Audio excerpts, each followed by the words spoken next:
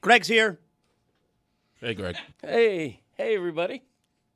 How's it going, Greg? It's going well, Zaz. How are you? Good to see you. Good to see you. Yeah. So we got a lot to get to today. Good morning to everybody out there. Dog looks like he's chewing on something. Get that under control, Trista. He's fluffing. Okay. All right.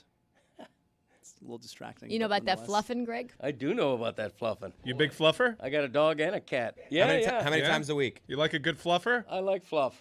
Yeah. Fluffer's very underrated role. I'm into fluffery. Thankless job. Very thankless, yeah. Okay. Greg, what do you think about Dolly Parton? Dolly Parton passed away yesterday. Yeah. These type of like celebrity deaths are always interesting to me because you'll get the news yesterday that Dolly Parton passed away. Iconic, obviously. But we'll get the news that Dolly Parton passed away and people will be really sad, you know? And I think it's always a nice occasion to hear all the great things that this person did. You know, like she was 80 years old. She lived a really full, great life. And I usually take the attitude of celebrating in that spot as opposed to being sad. And I really enjoyed yesterday hearing and reading all of the tributes. And it's a reminder of all the things that they did throughout their life, the great things, the philanthropic things, and the kind of person that they were. Because all these stories that I'm hearing from people, she seemed like just the sweetest woman. So, yeah, it's sad. I mean, she passed away, but 80 years old, super full and meaningful life. And I've been enjoying over the last, what are we talking, almost 24 hours, just hearing about how great she was. Yeah, it was. I think it was a meaningful death to hear about for me. I've followed her career ever since she and Kenny Rogers did Islands of the Stream, which I think is one of the great songs. I always judge a celebrity's death by how my wife and I interact on the news. And I heard it a little bit before she did. And when I heard it, I texted my wife and said, "Oh my gosh, Dolly Parton just died." Which you got to do when you find that news. I know, but when you have it first, you tell people, right, so that you can be the person to tell them. But I never used the phrase "oh my gosh," but I thought it was fitting.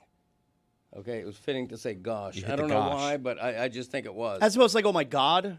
Yeah. Are you not an "oh my God" guy? You're no, "oh my gosh." Yeah. Oh my gosh. I assume you just wrote OMG. No, I did not. You wrote it out. Yeah. Oh my gosh, Dolly Parton just died. Did you dictate it? Oh my gosh, period. No, it was a short enough text where I actually wrote it. Wouldn't you put "oh my gosh" exclamation point? That's true. But I love to. No, because that's he's a the death. king of doing that. You don't want to exclaim about a death. Old people love to dictate text into their phone. I do. But to your point, the consensus I got from hearing all the reaction yesterday was everybody loved Dolly Parton. She was not polarizing. You don't hear much bad about her. Yeah. She was across country and pop and Americana. She was all kind of music. I mean, it's. I think it's a major loss for the entertainment industry. I really My do. favorite thing I saw yesterday, I loved what Eminem shared. Did anyone see what Eminem shared about her? It was like so sweet. Hell yeah. He wrote like this really nice thing. Like they never got to meet, all right? But he shared this letter that she wrote him or sent him one time after he won an award.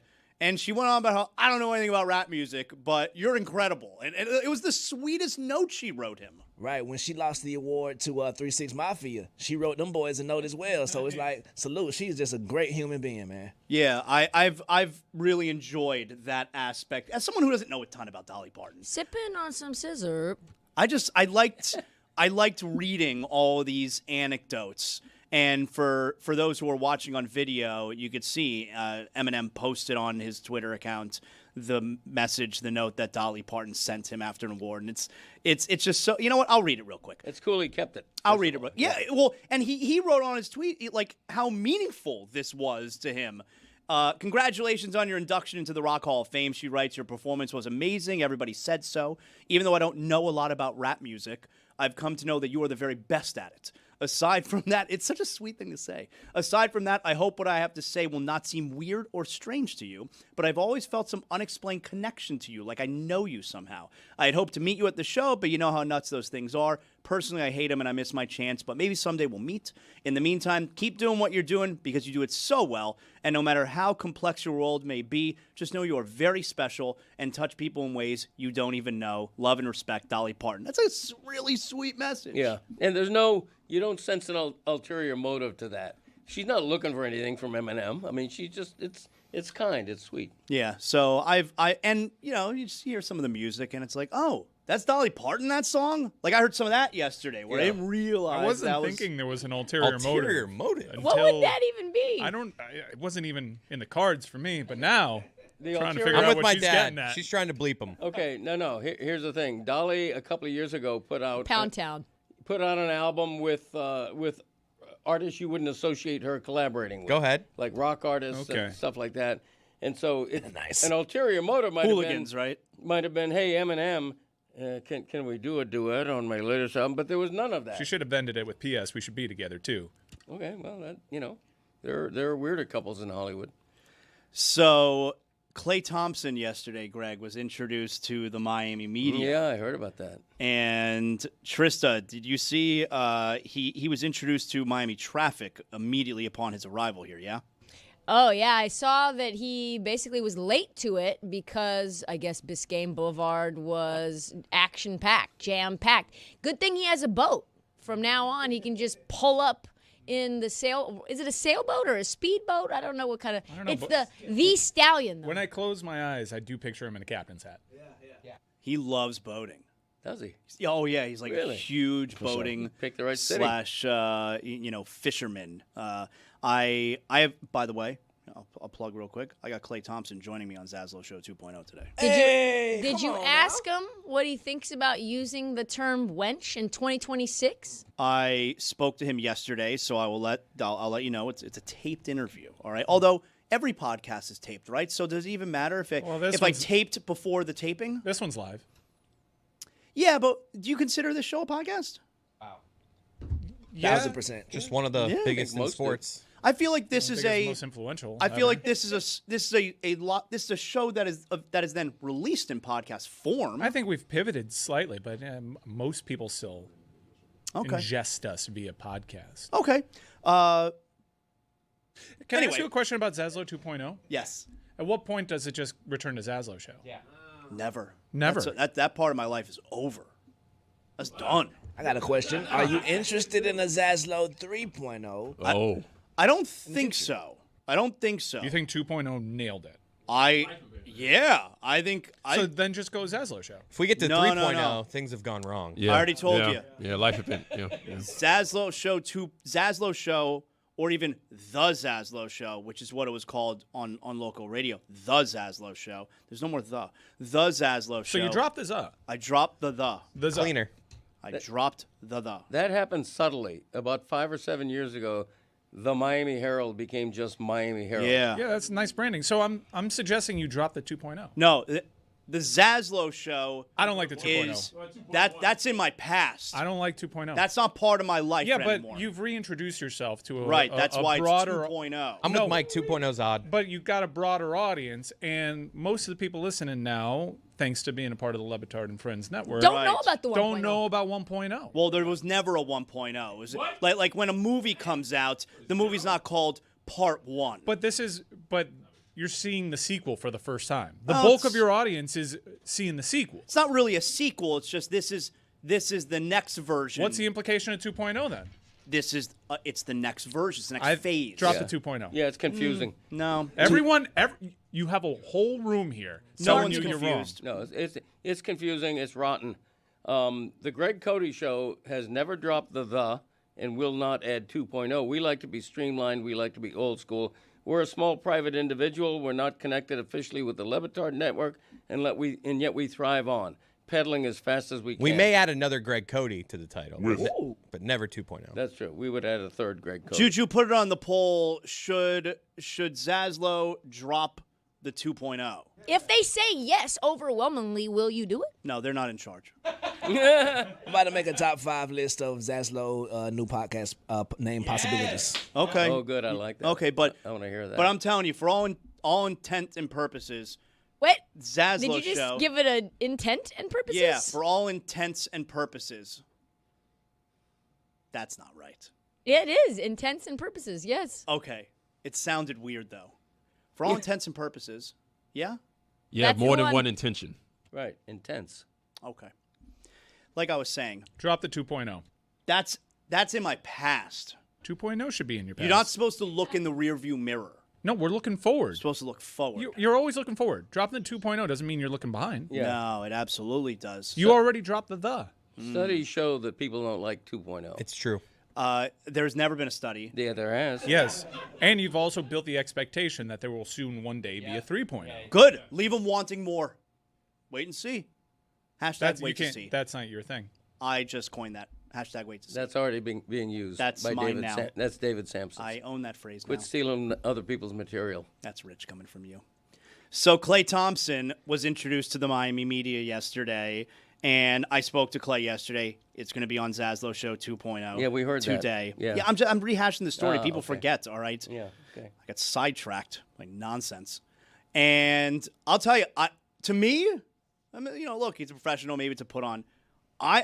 He seemed to me really excited to be here. He seemed really happy to be here.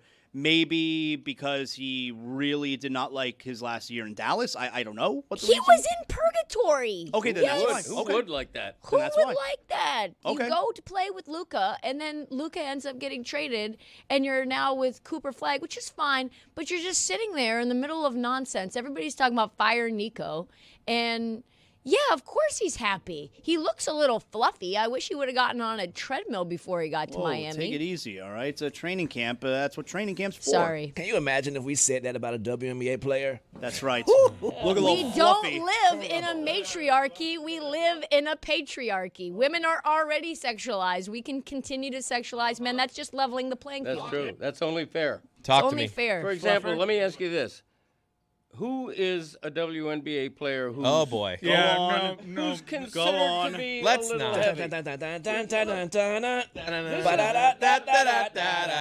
This is putting men and women athletes on an That's equal right. I'll take a crack at Quality. it. It's Here we go. okay. It's okay to Oh say boy.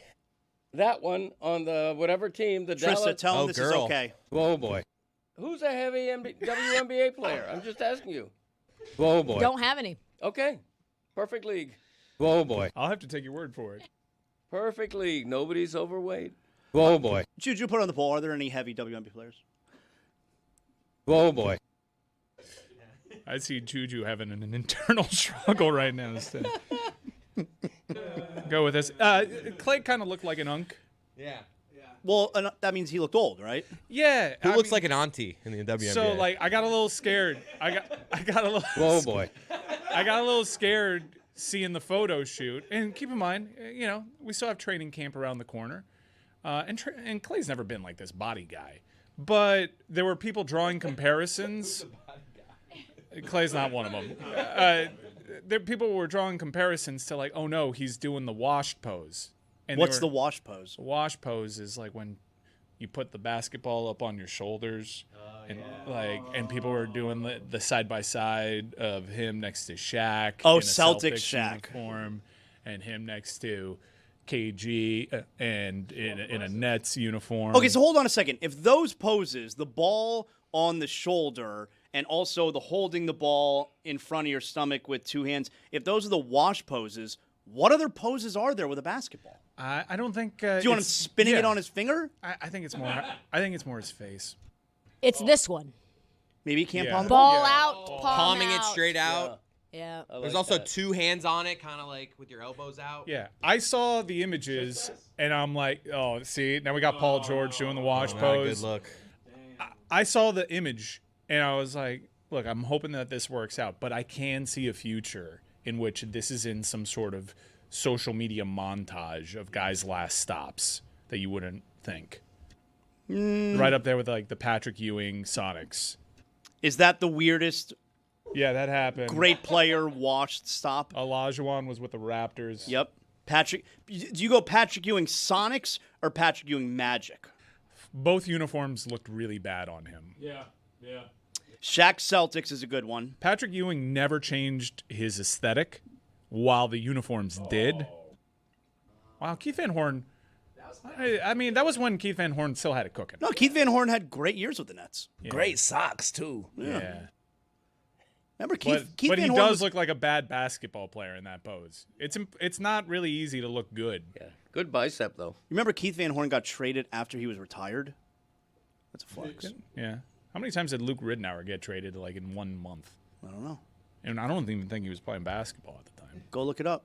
Nah, don't care enough. Maybe that's why I've been seeing random guys that I didn't know still played basketball announcing their retirement. Maybe they do that so they don't get traded. Yeah, look at that. Zion Williamson, active player. Is that Can't the do wash pose? You can't do that. And he's doing a point. Yeah, he my doing God. the Sam Darnold out indefinitely mononucleosis. So you're not worried about this Clay thing. You think it's going to work out. Yeah, I'm After pretty into speaking it. with him, did he give any insight as to why you might feel even Well, look, better Greg, about this? Greg, I feel like you may not know this about me, but when a player comes on my show, I automatically like them. Of course you do. Now I'm biased yeah. toward them. Yeah, you are. I can be bought. Yeah. And Yeah, there's that's no what question. happened Yeah. yesterday with Klay Thompson. I'm in on Klay now. Yeah, low price. Yeah. As well, you can be bought. Yeah. Okay. Luke That's fair. Ridnour was traded 4 times within 5 days. I don't feel you have any loyalty towards your friends. That I don't think you could say anything less true than that. There's one thing I know about Zaz. Well, Well, it's couple two things. Yeah, 2 things. Well, number 1, he's a cuck. And Not a number cuck. All right, I'm sorry, I screwed that up. He's not a cuck. And number 2, he's very loyal to his friends. I don't think you could be. I don't think that statement could. I don't think there could be anything more wrong. Wait, he's also a 4-3-3 guy in soccer. Everyone knows that. No, I'm very loyal. I think it's my best character trait. So Klay Thompson is your guy for life. He could start the season 3 for 21 on 3-point shots, and you'll be like, too early to give up on him. Yeah. Greg, A lot Klay left. Thompson, not even a month ago, called me a wench with the 3 instead of the E. That is true. Though, All Greg. caps. Oh, boy. He was defending his dog. That He is true, said, Greg. keep Rocco's name out of your mouth. You went. Okay, but now why don't you rewind and tell Greg why he said that? It wasn't just Klay Thompson randomly seeking out Trista Crick and calling her a wench. Well, I mentioned Rocco, his dog. I didn't know Rocco had passed away.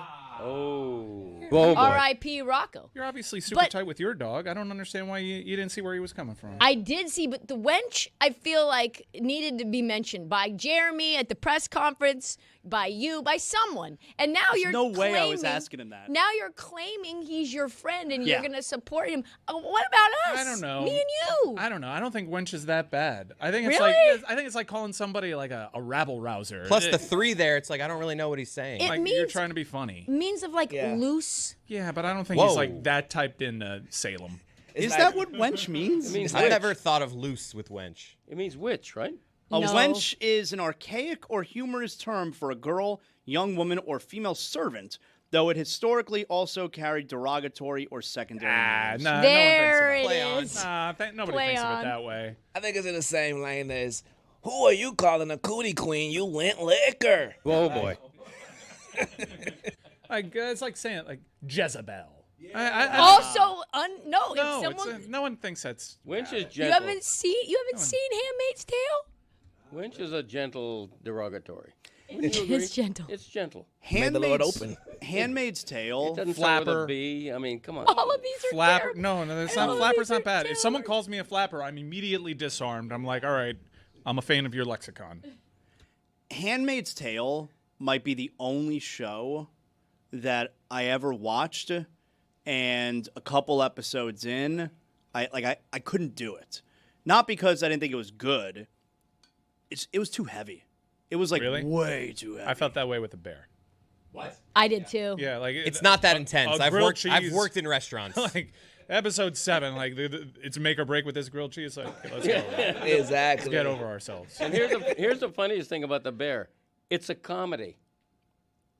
Is it? It's a dramedy. It was. Like It's kind the of same way Barry was. No, Every episode's like uncut gems, and just like, what are we doing? Like, someone's hiding tomatoes for some reason because they just want to like get one over and be an asshole to My somebody. cortisol level went through the roof watching The Bear. Couldn't do it. Yeah, it's crazy. It's crazy dramatic. We got a grease fire.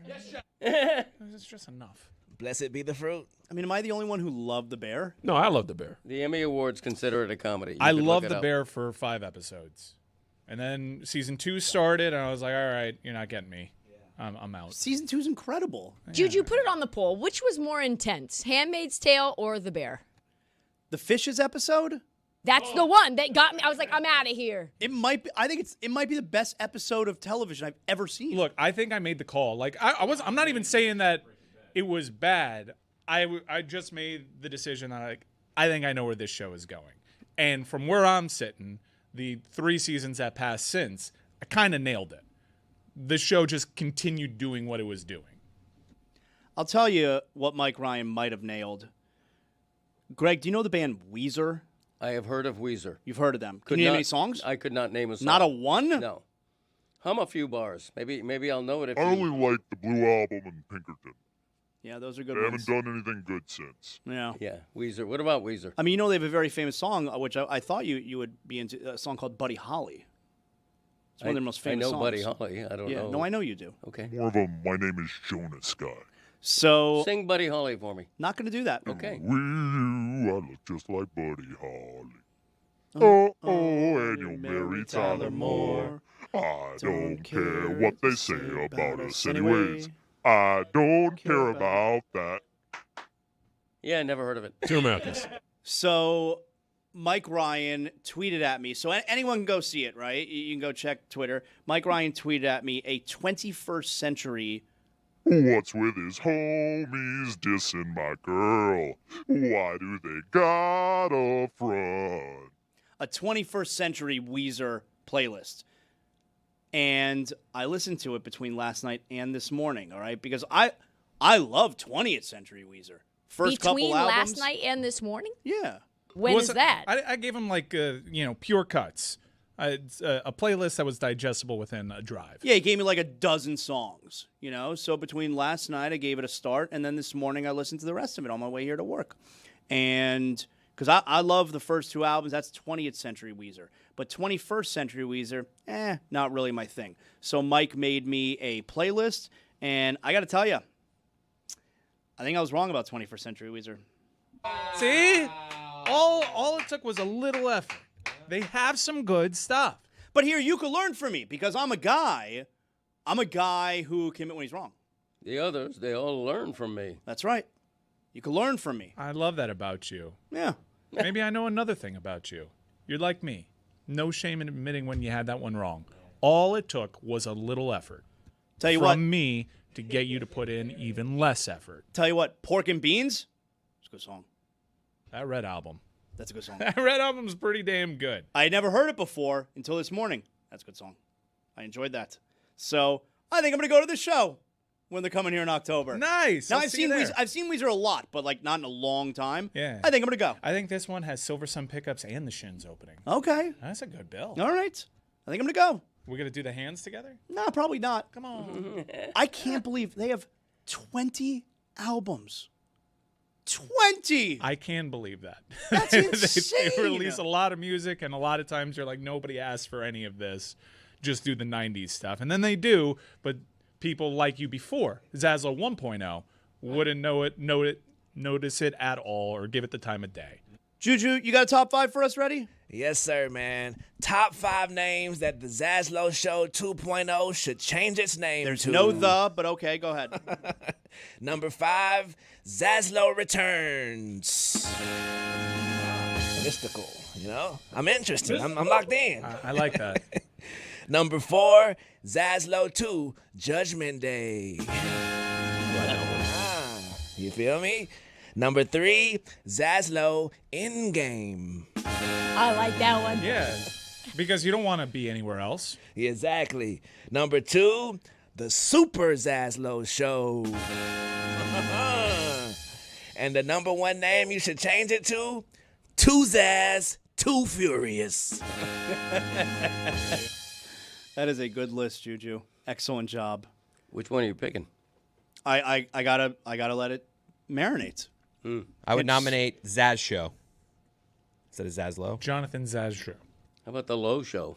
Zaz. That exists. God, so many great does. options. Just Zaz. Just Zaz. like pink with Exclamation an point. Zaz! That's not bad. Really? Zaz with an exclamation. Zaz! I have to yell it. All caps, like the Miami Heat put in press releases. Zaz! Do you do that? Zaslow Show 2.0 is all caps. Yeah. All right. But it's Do you also read- no cap. Do you read press releases and are like Klay Thompson agreed to terms with the Miami Heat? Yeah, they always capitalize Heat. It's so weird. Nobody abides by that. Nobody writes Heat all in caps except the Heat. That's their thing. It's so weird. That's their thing. But to what end? Like, why would you do that? Ask them next time you go over there. Say, to what end? In Buffalo, they don't go Sabres, S-A-B-R-E-S, in all caps. It's weird that that's the team you would choose. Well, just it came to head. They made the playoffs. Finally, right? I think you should ask that the next time you go there. Say, what's up with the Caps? That would be great. That's Washington. Yeah. That's a Pat Riley question, though, right? Yeah, I mean, you got to go high to get the answer to that. Okay. Although I think it started before he got there. Did it? Are you sure? Nothing started before Pat Riley Yeah. got there. Nothing. You think Roth Rothstein said, let's go all caps? I mean, he might have. He might actually just call Roth Rothstein Roth. And and that's why he did that. Do you remember covering Kevin Lockery? Vaguely. Harold. Not really. Harold. Yeah, there you go. Back door. Oh, man. Lockery. Always looked 80 years old. He's a Kevin good shooting Lockery. guard. Came here looking 80. Those were the days. Were they? No, they weren't. No, they really No, weren't. they weren't. The days were last decade. The DAZE. Clinching, Those were- clinching the 8th playoff spot in game number 82. Those are the days. Kevin Willis. No. Oh, with his T-Rex arms? Yeah. The days were LeBron James and Dwayne Wade and Chris Bosh. Those indeed were the days. Greg, did you hear about Dolphins practice yesterday? Malik Willis. So apparently, look, in the preseason games, the first drive of the preseason is the only drive that Malik Willis has played. Right. They looked awesome. Yeah. Malik Willis looked great. Yeah, 90-yard drive or whatever. Very pleased. Yeah. He looked great. He has not played since. And the offense has been abysmal. Yeah. Okay. The rest of that first game and the entire second game. Yesterday, apparently, in practice, the Dolphins' offense was so bad, like they struggled so bad, that Malik Willis apparently gathered the entire team mid-series, gathered the entire team for like a pep talk. Apparently, it didn't exactly help. They were still lousy yesterday.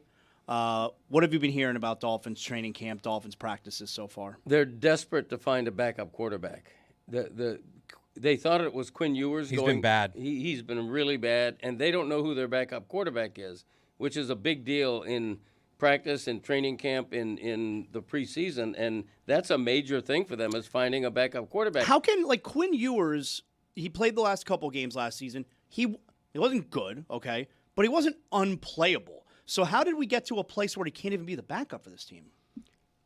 I mean, he looked so bad in the first preseason game. And he's been injured during the preseason, Yeah, he's so been it's just hurt. been. I mean, it's just been and he knows that there was no open competition. I think that one of the things I've heard is that Quinn Ewers didn't love the fact that they gave that money to Malik with the idea that he's the starter, everybody else is playing. well, for you second. showed us, Quinn, by playing like shit this preseason. Yeah, We upset Quinn Ewers. but before they signed Malik, I think Quinn Ewers thought it was an open competition, so his mindset's probably not really good. He might be turning into a cautionary tale. He had a lot of money available to him to go back to college, and he wanted to do the pro thing. Yeah. I do like the move, though, that Malik Willis did, because we've seen this a few weeks ago from other people. There are things you can do at training camp that are just easy wins. The media will run with it. It doesn't actually take any on-field play, and you're going to be impressing people. Yesterday, Malik Willis, you gather people around you during stop the practice. Everybody on me. Yeah, no one's going to say that's not That cool. is just a good look. Yeah. Any scenario. Dude's a leader. Another one, what Ruben Bain did a couple weeks ago. The after practice, Yep. I'm working by myself out here. If there's another player out there, you're waiting for that guy to leave, so there's the shot of you out there alone. Mm-hmm. Yeah. The only other thing I can think of that's in this realm, it's not players doing it. Well, it is. It's players with the media. You bring the media first day of training camp, donuts. We've seen that move before. These are just easy things that will make news, and it gets the positive vibes going. Greg, that's something that gets the media room excited, the donuts. Have you ever seen that move on the first day? I do love a donut. I have to admit. Coach comes in, first opening press conference. Yeah. Here you go, guys. It's no piece of bacon, but it's a great gift. Are there I have other another things one. like that? I have another one. Remember Anthony Richardson when he cleaned up trash? Yes, picking up. Let me help the staff around training camp. The Jameis Winston after the what was that, World Cup games, like the Yeah. Japanese fans. Him and the Japanese yes. fans Yes, were sir. clean. I love how they do that. An easy victory. Why don't we do that? I know. Isn't that great? What, The staying Japanese clean? fans are cleaning up the bleachers. It's Yeah. great. It's like they're civilized. We're not civilized. I You're got news saying that you don't want to stay and clean up No, your I section don't. at the Panthers game? for you. I don't. No, who would? God bless the Who Japanese. would? Who would? I mean, I have to force myself to take like my candy out of the movie theater when I'm done. Throw that away. You do that? So, like, there's one cinema where I clean up after myself. And what others you don't? Correct. Regal. What? Well, I Call go it to- a cinema, huh? No, that's where I clean up after myself. No, because it's Gable's Art Cinema. Yeah, and so I clean up after myself there. So But like at a the regular movies- movie theater? There's a difference between the cinema and the movies. Oh, my God. And I don't clean up after myself at the movies. You just leave, like, let's say you had popcorn, you'll leave the bucket. Yeah. You know what?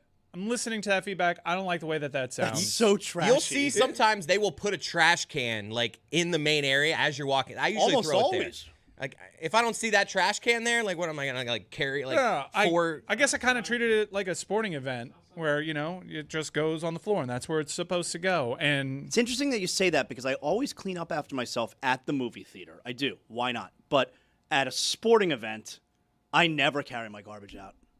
Yeah, I don't either. Not that I'm in the stands very often, but I wouldn't. Especially like at like a Marlins game, you just like slide it to the empty seat next to you underneath there. Yeah. Now it's that empty seat if problem. they do a national anthem before the event, it's okay to not clean up after yourself. Really? Yes.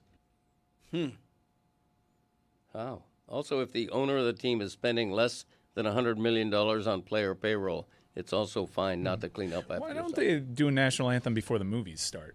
If the owner is spending less than $200 on a prostitute, okay to leave the trash in the arena. There you Also, go. if your owner names Deshaun Watson #1, leave the trash.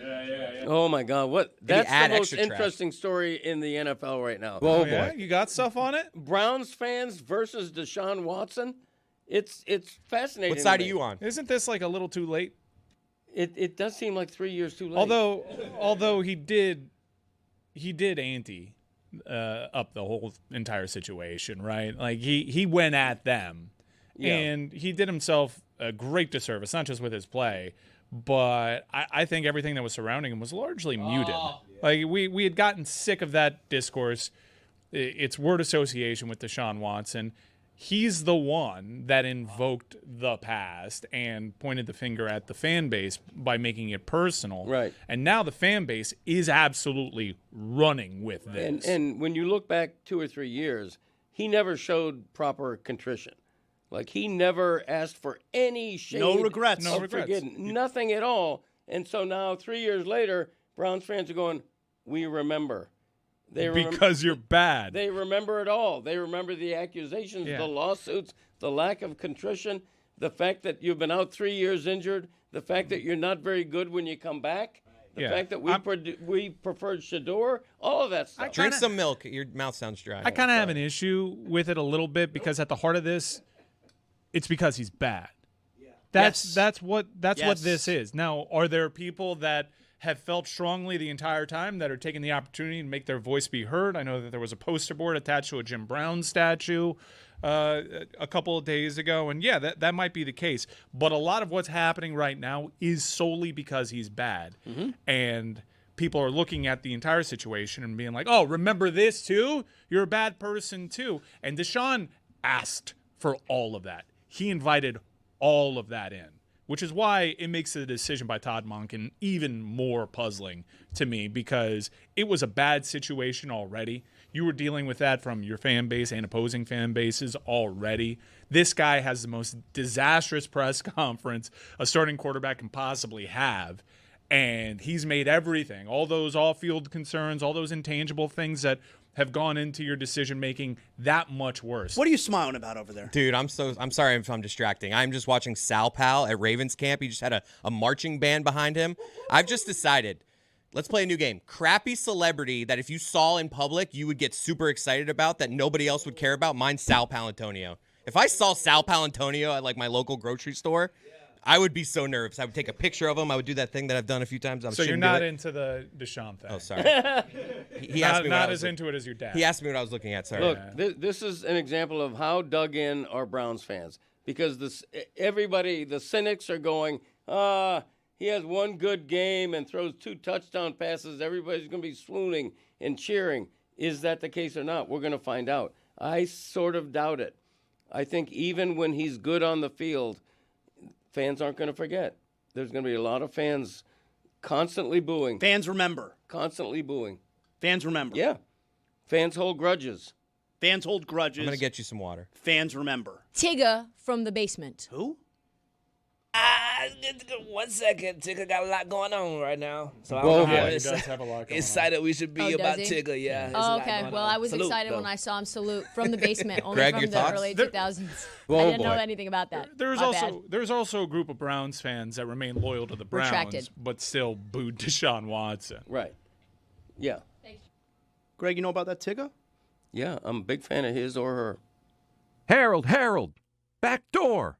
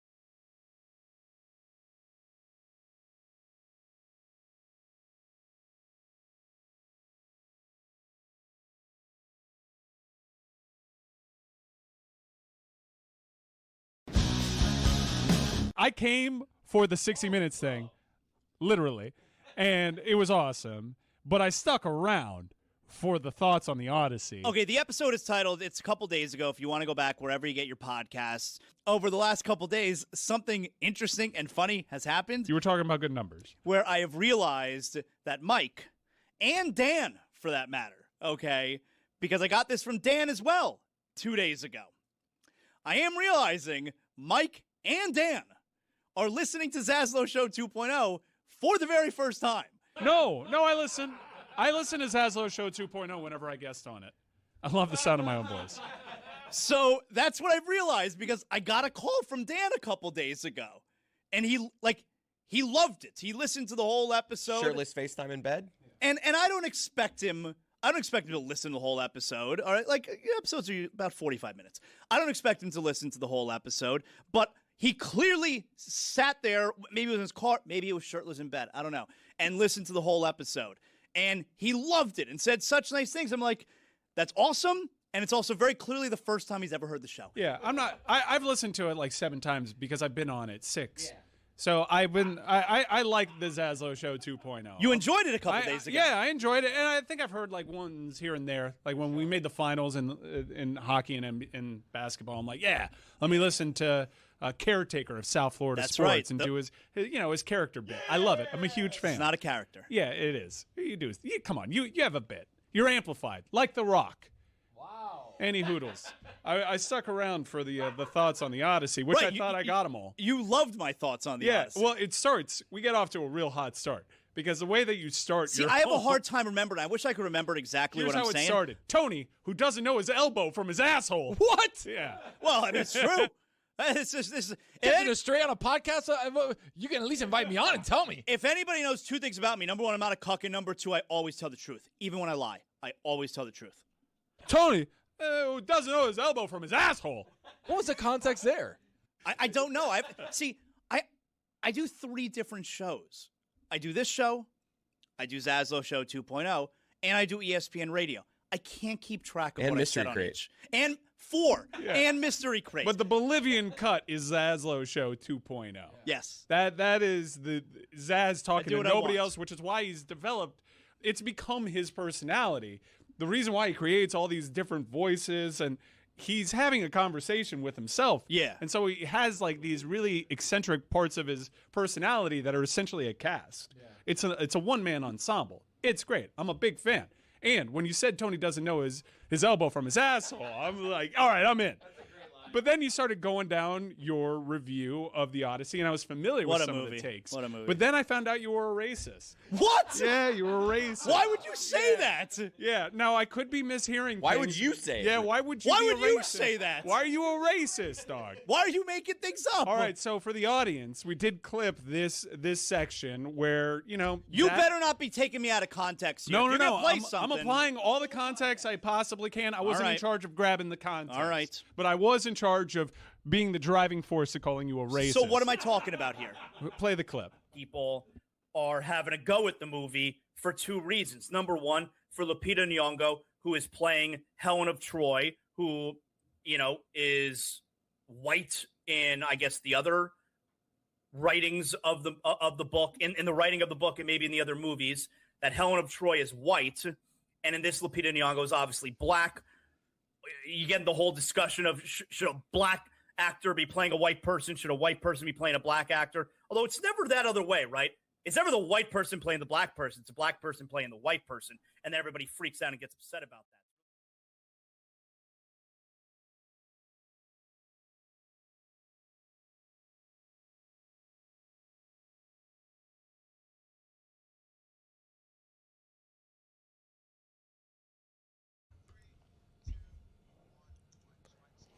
Shaba!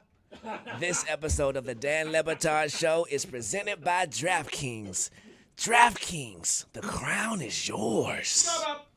We are so close, Greg Cody. We are so close to football getting going. Is this weekend the start of college football, or is it really next weekend the start of college football? Yeah, I think this is like the fake pre-week 1 type Yeah. thing. I think there's a couple of games, but most teams start like Saturday the 4th, I think it is. Next week. Yeah, Next week. yeah. We got NC State, Virginia. That's a big-time conference game. inside the Friday's ACC. actually the 4th, but it's okay. Relocated. It was supposed to be in Brazil because, of course. Why would happen? Because, of course, Brazil would be host to NC State, Virginia. That makes all the sense in the world. Yeah. I can't believe they moved it. Big fan bases there. Big following of those schools. Really? I am interested in C.J. Bailey. And high ceiling, potential first-round talent at quarterback, and the much-maligned JoJo Trader, now with NC State. Now, I don't know how you feel about this, but since football is starting, the thing that people do is they give predictions. Tell you who's going to make the playoffs. Tell you who they think is going to win the national championship. You know about Josh Pate? He's a big college football guy, one of the premier college football That's my guy. personalities. That's right. He sat down with the president. Regretted it, He did. but would do it again. It was weird. And Josh Pate has filled out his 12-team and predicted his 12-team college football playoff field. Wow. We don't have to play the season now. No, you still got to, okay? Because that's what they play the games for. I don't know if you've heard that phrase. That's why they play the game. Okay, all good. right. That's been said before. Yeah. I don't. So I he's don't know not the necessarily phrase. right, is what you're saying. Would you like to guess who he has as the national champion? Because you're bringing this up, I'm going to say Miami Hurricanes. Miami Hurricanes. Hello. That's right. I didn't even know that. It I was a just put- revised prediction, was it? His initial prediction. He makes several throughout the preseason and regular season. Well, but this yeah. looks pretty official to me. does. And I will tell you, I think he's the first one that I've heard. Pretty much everyone is saying Canes are going to be a playoff team, all right? But I don't know that I've heard before this one right here someone say the Canes are going to win the whole thing. Yeah, I think it's legit. We talked on this air a couple of weeks ago when all the preseason rankings started coming out and they were like 7th, 8th. I thought immediately that's way too low. Why? They were second last year. They replaced a good quarterback with arguably a better quarterback. We'll see. And so why would they be? I know they lost a couple of pieces on defense, but this seems like a better team on paper than last year. Does that make you excited, Mike Ryan, or do you think that's rat poison? It's rat poison. Yeah, it's rat poison. It's rat poison, but I'm glad someone sees it. I do think the Miami Hurricanes are better than they were last year. Ironically enough, the unit that I have the most question marks about is probably the offensive line right now, but I have full faith that Alex Mirabal and Mario Cristobal will develop those guys, and they'll lean on guys early on. They have a size advantage. They're really good run blocking. It's a pass blocking that you got to worry about, and we'll see how those guys develop. They have a pretty proud track record of developing guys. What is the hardest game on the schedule? Because I was looking to come to a game here and I couldn't find like a tough game to want at home. The home schedule this year is not on paper, anyways. They only have one ranked opponent right now in Notre Dame at South Bend, and that game's obviously going to be huge, we think. But down here, I think you can look at games like Virginia Tech's an interesting team because they brought in a lot of legit talent. James Franklin.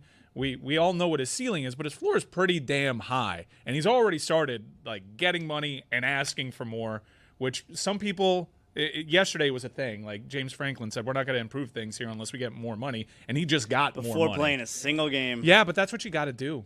That's how you do it in the modern age. I think they could be potentially a problem. We've seen Miami struggle at home with the run-of-the-mill stuff. Pitt at home could be a good Florida game. State, it's always fun. Yeah, they have, and that's the one to go to in terms of like atmosphere, tailgating. That'll be great vibes. FSU, and we're gonna destroy those clowns. Yeah, Mike Norvell looks like a dead man. The FSU game will be the most fun. He looks like a dead person. Did you see Mike Norvell was like, I'm more excited about this team than I've been for any team in years. Yeah, that with that same kind of energy. It's just he is so fired. Man, it wasn't that long ago. He was on top of the world. Yeah. It happens. What, 3 seasons ago, undefeated, kicking the shit out of everybody. Yeah, Clemson's gone off a cliff as well. Not as much as FSU. That's a road game, though. That'll be a tough test. I'll be at that game, Death Valley, and they could be in the mix. There's a couple of teams that can be ranked on Miami's schedule: Pitt, Virginia Tech, Clemson. They always seem to be on that periphery, but they've avoided SMU this year. I think Louisville's going to be real good. I think that's probably the ACC championship. We'll see. Jeff Brom gives us fits. He's a really good coach. I'll let you know how good Clemson is. I'm going to see them next week. I'm going to be there. I'm going to get up close in person. I think LSU is an interesting story, too. You're going to see both teams, right? I'll be there. Clemson at LSU. I'm at next weekend. Yes. Death Valley. The real Death Valley. That's in Baton Rouge. I think it's the real one. Yeah, I agree. Yeah. But when people think Miami's going to be really good, like Josh Pate, I think they look at the schedule, and even if you assume a loss at Notre Dame, which I don't, but that they're not going to be favored there. Let's say they lose one other game. And the market price has got the spread at 7.5. Okay, wow. All right. That's got to come down. Yeah, that's high. That's high. But two losses. Okay, anybody would accept that. They're going to lose. They're going to lose 2 games. I hope they don't lose 2 games. If they lose 2 games, and we assume one of them is Notre Dame, which is quite the assumption, that'll be a great game. That means it's one conference loss. That should be good enough to get you into Charlotte, and you have to win the ACC. Yes. I think one thing that, as the confetti's coming down on Indiana, and you understand it was a great season, a lot of great moments, beat the shit out of Ohio State, Carson Beck with his legs, all that. Oh, I love Carson Beck with his legs. Iconic call. What a moment. Oh, boy. Iconic. One of the realizations that I had was, damn, this was hard. Like, we had to go to College Station. Boy. I aged so much. Like, can we not have to play 3 games? Can we get a bye? Can we do something about this? Because it's really hard to get there. And so they have to win. And that A&M, I was here in Miami watching at a local bar. What a game. What a game. That was a dicey game. Yeah, 10-3. Gale Force wins. Remember when Ruben Bain blocked that kick? How awesome was that? Mo Torre died. We get the interception in the back of the end zone. That was heart in your throat the entire game. The rare occasion where a 10-3 rock fight can be entertaining because every I told play was you, huge. I love a low-scoring game. Tell me that game wasn't incredible. I know what I'm talking about. I was rewatching it. I was actually at a bar rewatching it with a bunch of Notre Dame guys that were, for whatever reason, talking a lot of shit while watching a re-air of a game of two like- teams that they lost to last season. A bunch of assholes. They were. I said that to them. Yeah. And the bartender was like, "You guys get out of here." So, speaking of the college football, yesterday we reacted to the SEC putting out the statement the day before, right? So 2 days ago, the SEC put out, it was a statement admonishing, the practice essentially of being in the NFL and then coming to the SEC. But then the Big Ten came out with like a real statement where we're actually going to punish you if you do this. So it made the SEC statement look like they were just like dipping their toe in the water, the SEC. Like that was like a soft launch, what the SEC did a couple days ago. Let's show people we don't like this and see how they react. And then the Big Ten came out with like a real statement, and the SEC's like, okay, screw it. Let's actually do something for real. So the SEC yesterday came out with another statement where the presidents, chancellors, athletic directors of the SEC, all 16 schools, they are enforcing the following policy. An SEC institution is not permitted to have an athlete on its roster who has, 1, previously declared for the NFL, NBA, or WNBA draft and did not appropriately withdraw. 2, signed a contract with an NFL or other professional football league, NBA/G League, or WNBA or affiliate team. Or 3, been listed on an NFL or other professional football league, NBA, G League, or WNBA or affiliate roster. The commissioner is authorized to enforce this expectation with penalties against member institutions. Now, apparently the vote went 16-0. So unanimously, all SEC schools had passed. I got a couple questions here. My first question is, if it was 16-0, the vote, that means one of the schools that voted for enacting these penalties is LSU. So if LSU, now I don't know, was it the AD for LSU who was there voting? Maybe it was just the chancellor. I don't know. But if LSU is on the side of not being okay with this, because that's the way they voted, why did they allow Lane Kiffin to go recruit a kid who was playing in an NFL preseason game to now be on the team? Why'd they allow that then? Sometimes you just don't want it to be 15-1. Yeah. If you know it's already going to be 15-1, you just go with the entire group and show solidarity. Right. It's like when you fart in a crowd of people and someone else smells it. It's like, yeah, that stinks. It's exactly like that. That's a good analogy, Juju. Because, I know, all right, maybe it wasn't the athletic director. Maybe it was the president or the chancellor. But if they feel that way, why can't the president go to the athletic department and say, listen, we're not about having NFL players come to our school and play football. Why wouldn't they say we don't like this? I'm fascinated by what's happened this offseason because there have been a couple of big stories, all bad looks for the NCAA, but all helpful to their end game, which is let's pass the Safe College Sports Act because this looks messy. If I didn't think that they were so incompetent, I'd say this is by design. But with Sorsby, they lost. And it was incumbent upon the Big 12 and the other schools to tell Texas Tech, listen, you're not getting away with this. I don't care what was legally ruled on. He is not coming back. And then Texas Tech had to capitulate. Now, what happened with the SEC? Lane Kiffin has these terms agreed to with the former Ole Miss players. They come out with a statement yesterday. The Big Ten actually comes out with a rule, and then the SEC comes out afterwards and lays out rules. Again, this is not the NCAA dictating the terms. These are the universities themselves. And today the Big 12 is meeting.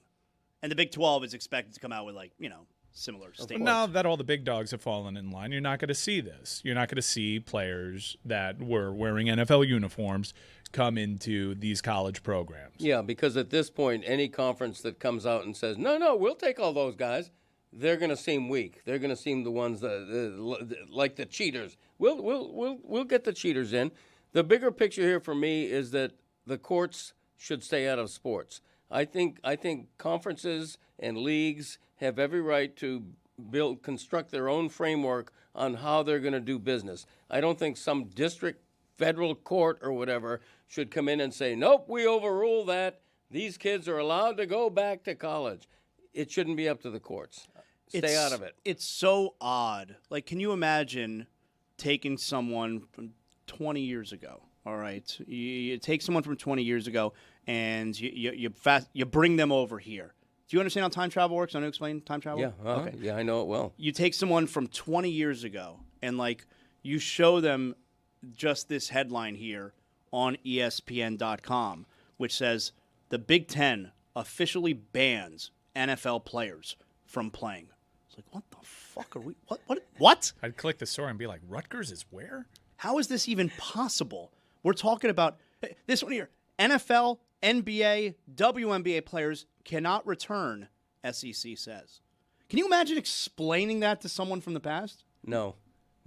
Like, an analogy I would use is my childhood hero, Carl Yastrzemski, still alive at age 87, just turned 87. How's that Twitter account going? It's we're building slowly. But thank you for that shout-out.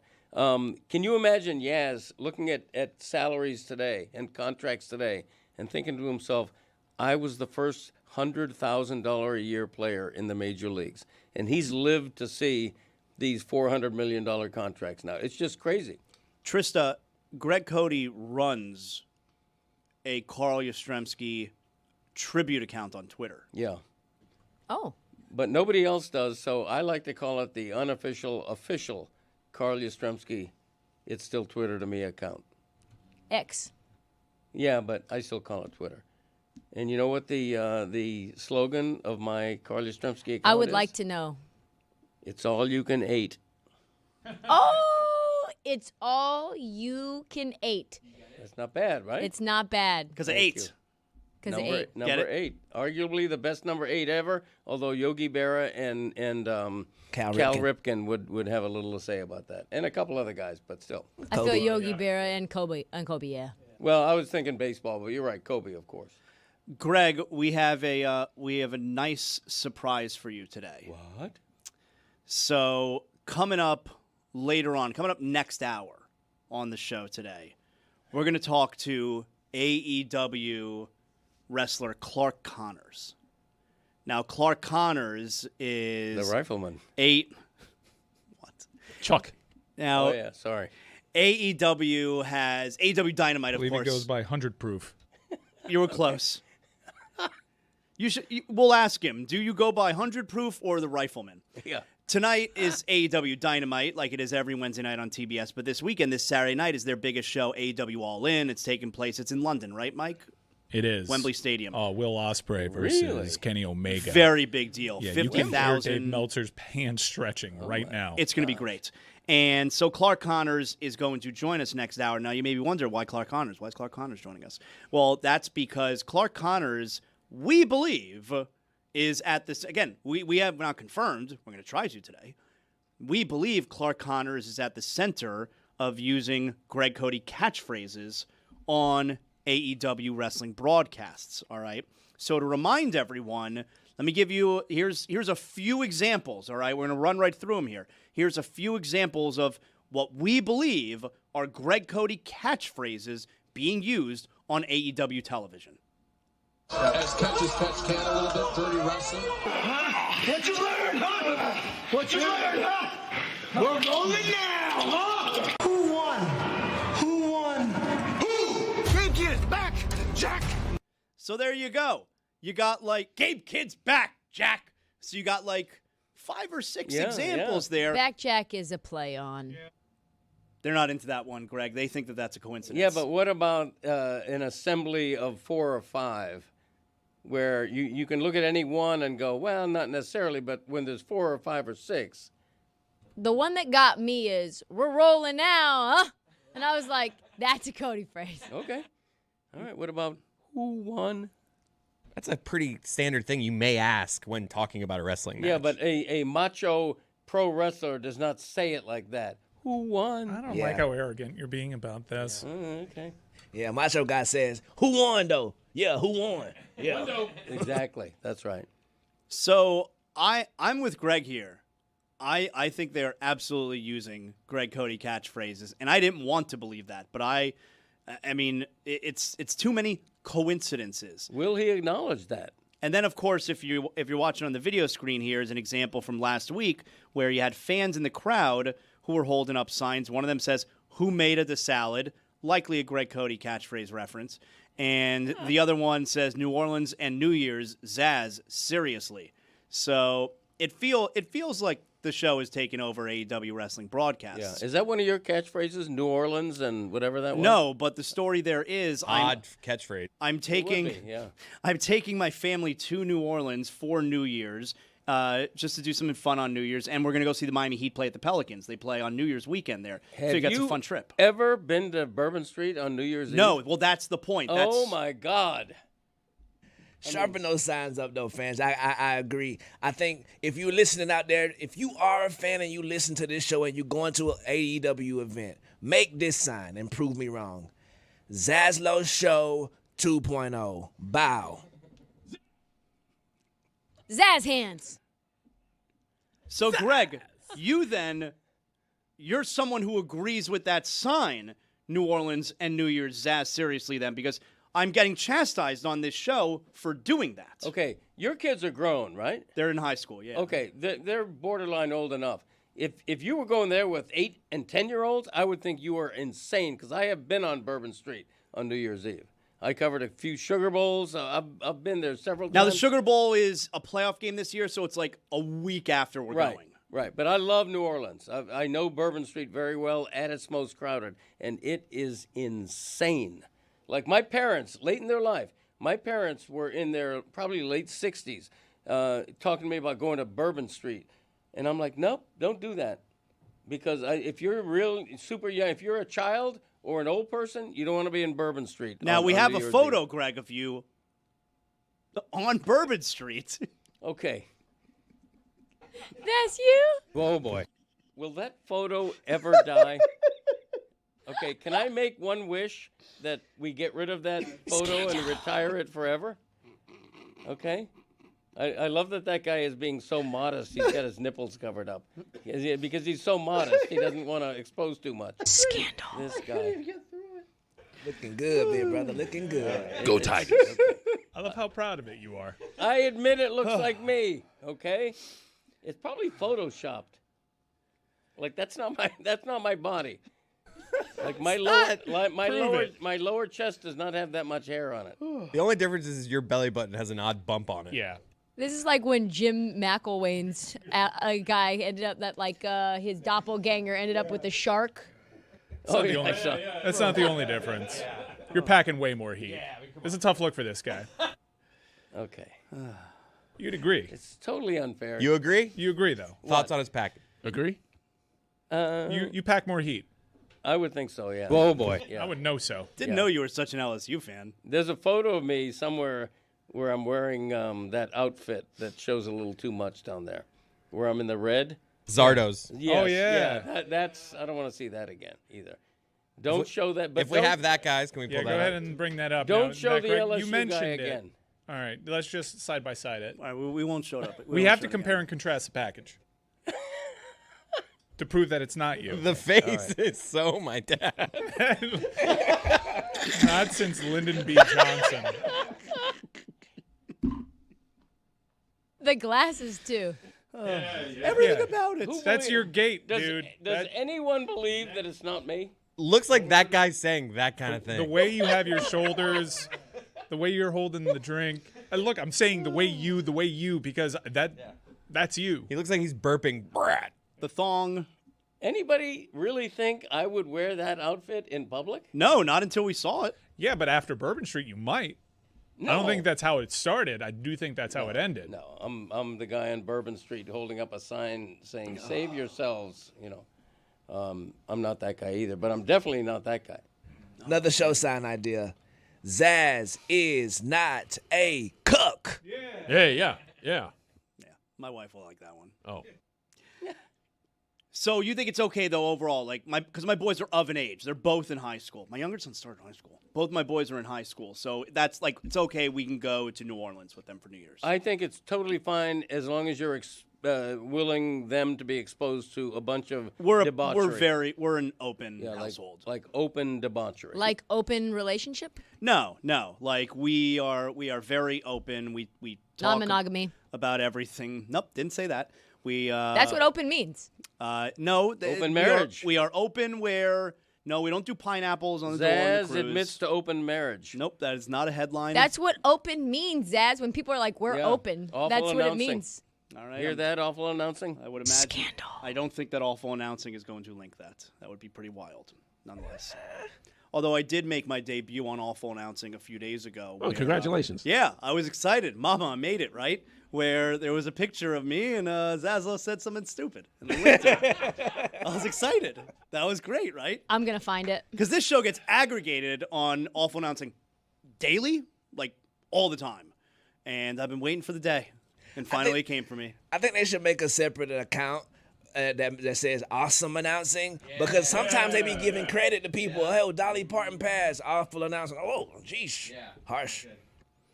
So I want to play this clip for you guys. This is from, there's a podcast, and yes, like it's a podcast called Ultimate Dads. And it's starring LeVar Ball. And you may be saying, well, Ultimate Dads? Well, yeah, of course there's a podcast because everyone has a podcast. You're a huge loser if you don't have a podcast. And so this podcast, Greg, Ultimate Dads Unplugged. And it's LeVar Ball. Now, I don't know if it's the same crew every time, but I'm sure LeVar Ball's on it every time. So it's LeVar Ball, and it's Dwayne Wade's dad. Wow. Yeah. And Jason Tatum's dad, and another guy. Jaylen Brown. Oh, that's Jaylen Brown's dad. Yes, sir. Okay, there you go. That's interesting. So those are the four, all right? Who is their graphic artist?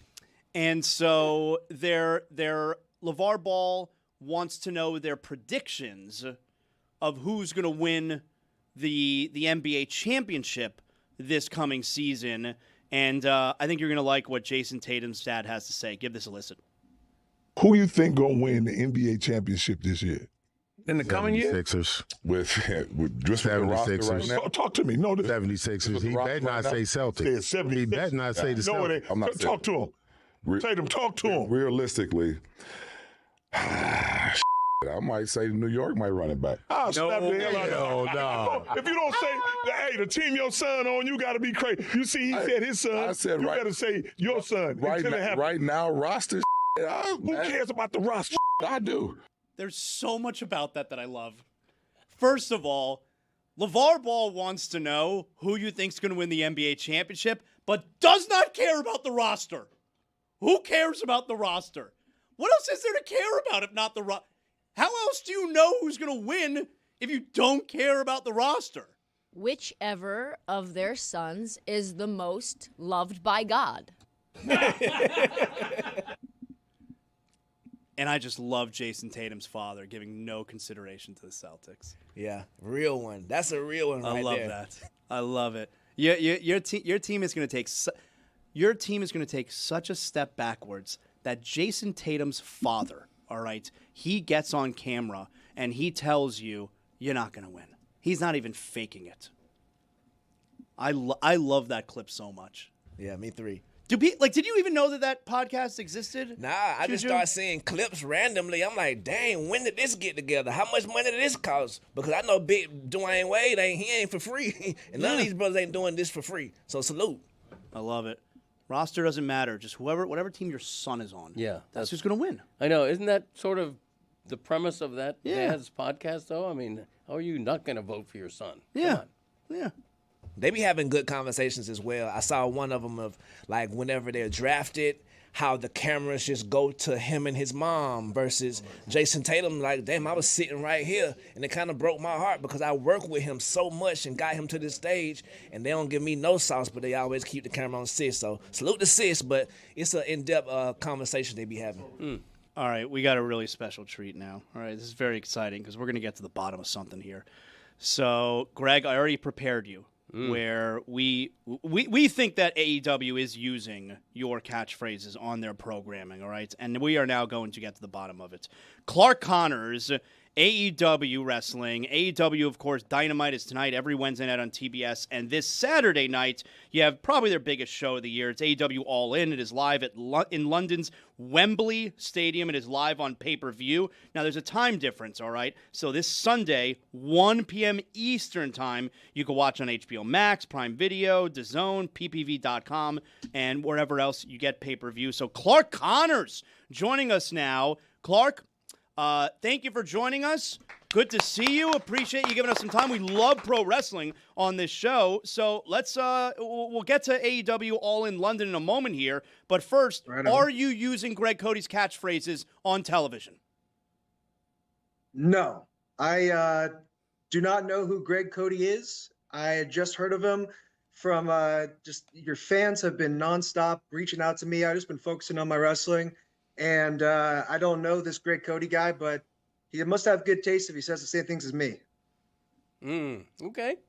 All right. It's coincidental because you have used 4 or 5 or 6 of my phrases, but that's okay. I'm flattered, and thank you very much.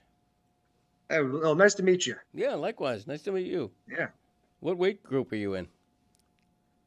Well, we don't have weight groups in don't you? professional wrestling. Okay. I can beat up anybody, any size, any place. Okay. So we're not too worried about that. Huh? Right. You're acting a little awkward here. Like, all right, you just found out. It seems pretty legit. He doesn't know who you are. Right. You seem a little stung by that, and you kind of took a little pot shot at him, I think. No, I mean, you tried to alpha him? No, not at all. I mean, I'd never heard of this gentleman until. Oh, so you didn't hear about him either? Okay, I mean, that's okay. All right. It's okay. fine. No offense. Hey, I don't want to get off on the wrong foot with you, Mr. Cody. Yeah. But I don't think you want to be messing with me if you're just trying to get under my skin, trying to take some shots at me. But whatever, won? it's all good. Who won? That's your phrase, Clark. I first of all, I don't even know what the phrases are you're talking about. So it's who won is what I was saying. Well, I was saying who won. Said like that. Real original. Who won? Yeah. No. Well, what happened was I beat Juice Robinson in a match, and then the Dogs, my tag team, we beat the Bang Bang Gang in a match. And I was reminding everybody, as you do in pro wrestling, who won?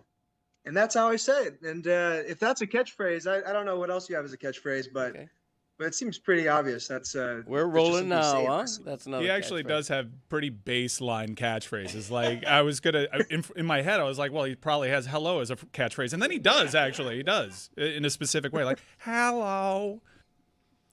Okay, so it's basically anything that this guy says that is a catchphrase if he says it in a fun voice. Okay. Wait a minute. Have you ever said this? And I challenge you to say this. Work this into your next wrestling match. You're gonna go to Buffalo with Bernie Pomerly. Now you're making requests. Yeah, I am. Work that in. Okay. Yeah. Don't no, go I've never showering to try to please me. Okay. So trailers for sale or rent. Everybody knows that song. Work it into your I do routine. love that song. Yeah, it's a great one. Rooms to let 50 cents. Yeah, it's great. Work that into your next act. Not that it's okay. An act. I'm a dancing monkey now, Mr. Cody. Okay, thank you. I will tell you, Clark, it has been noted on this show that Greg has stolen catchphrases before. So you are now the second person to accuse him of stealing catchphrases.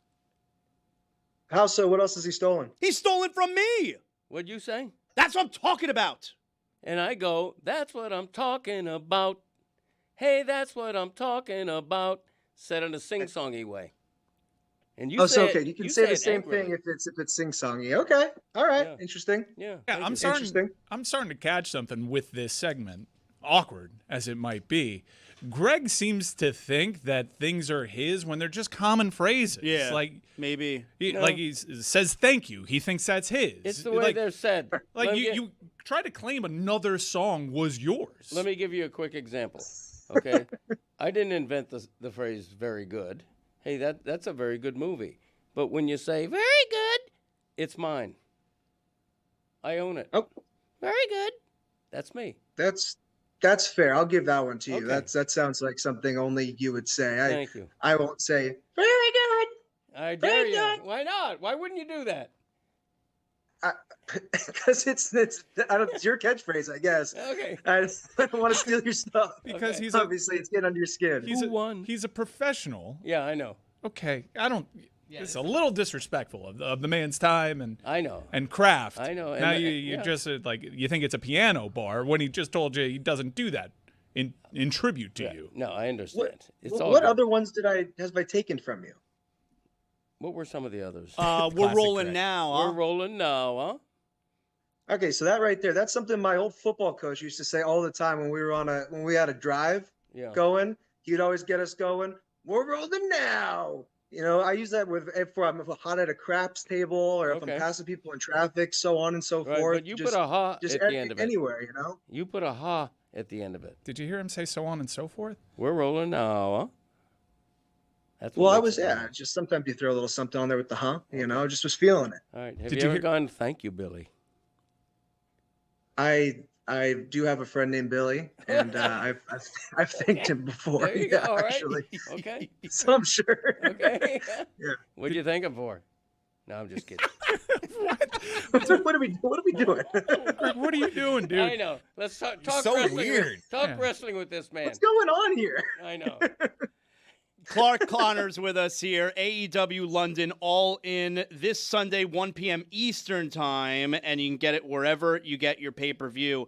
This will be 50,000 people in attendance. Wembley Stadium. Clark, it's an iconic venue. Tell me a little bit about what it's like in advance, knowing that you're going to be in front of all of those people. How cool is that? Well, all 50,000 of them are very lucky they get to see me live in person. It's that type of arena always is the coolest thing. I used to wrestle in New Japan Pro Wrestling, and I've wrestled at the Tokyo Dome 2 or 3 times now, about that many people. And I'll tell you, there's something special about walking onto a stage, that many people screaming, yelling your name, looking at you. Realistically, it's weird though. I don't know if you've ever been in front of that many people at one time screaming your name. That goes for you, Mr. Cody, as well. But it's almost weird in those situations because it's almost quieter versus when there's a bunch of people around you close and you can feel like they're on top of you, because I think the sound goes up out of the arena. So it's almost eerily quiet, but there's a beauty to it when you're walking around there. It's something that I don't know. I can't recommend to anybody. You know, I would say it's the best thing in the world. What are the moments right before you're about to leave the backstage position and come out onto the stage and make the walk to the ring, and you know there's going to be 50,000 people greeting you and the music's going to be blasting and maybe there's fireworks and the whole deal? What are those moments like before you walk out in front of everybody? Like, do you have to calm yourself down? Because I would imagine there could be a sensory overload. A little bit of both. It just depends, really.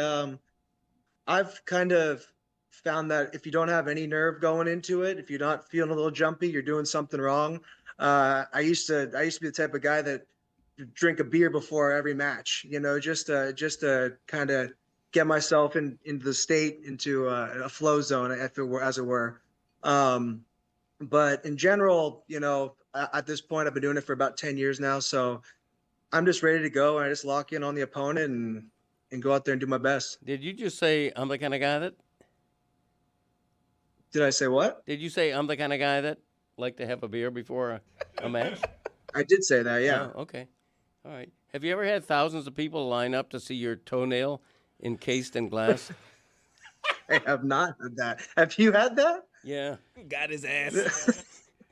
Oh, my God. It's disgusting, right, Clark? Oh, my God. Is that a gargoyle? Yeah. That is. It's horrible. That's an athletic. That is sport right Jurassic. there. It is Jurassic. It's horrible. Oh, my God. Oh! It's him. It's him making a Thanksgiving turkey. That's true. Yeah, just for context. Is Deep that fried. the turkey? Deep fried. Oh, my. It's the beak. Oh, my God. AEW All In London, Wembley Stadium, on pay-per-view, HBO Max, Prime Video, ppv.com, everywhere you get your pay-per-views this Sunday, 1 p.m. Eastern Time. And you also, of course, on TBS tonight, you have AEW Dynamite like every Wednesday night. So just to confirm here, Clark Connors, you had never heard of Greg Cody before today's appearance. This is my first time. And, Greg, it's been I would say a pleasure, but I don't know, man. I think me and you Me and you got off on the wrong clawed foot there. Yeah, and that's okay. maybe we can make up for it another time, huh? All right. I love you like a pet. All right, man. Nice chatting with you. Yeah. Whoa. Nice chatting with you.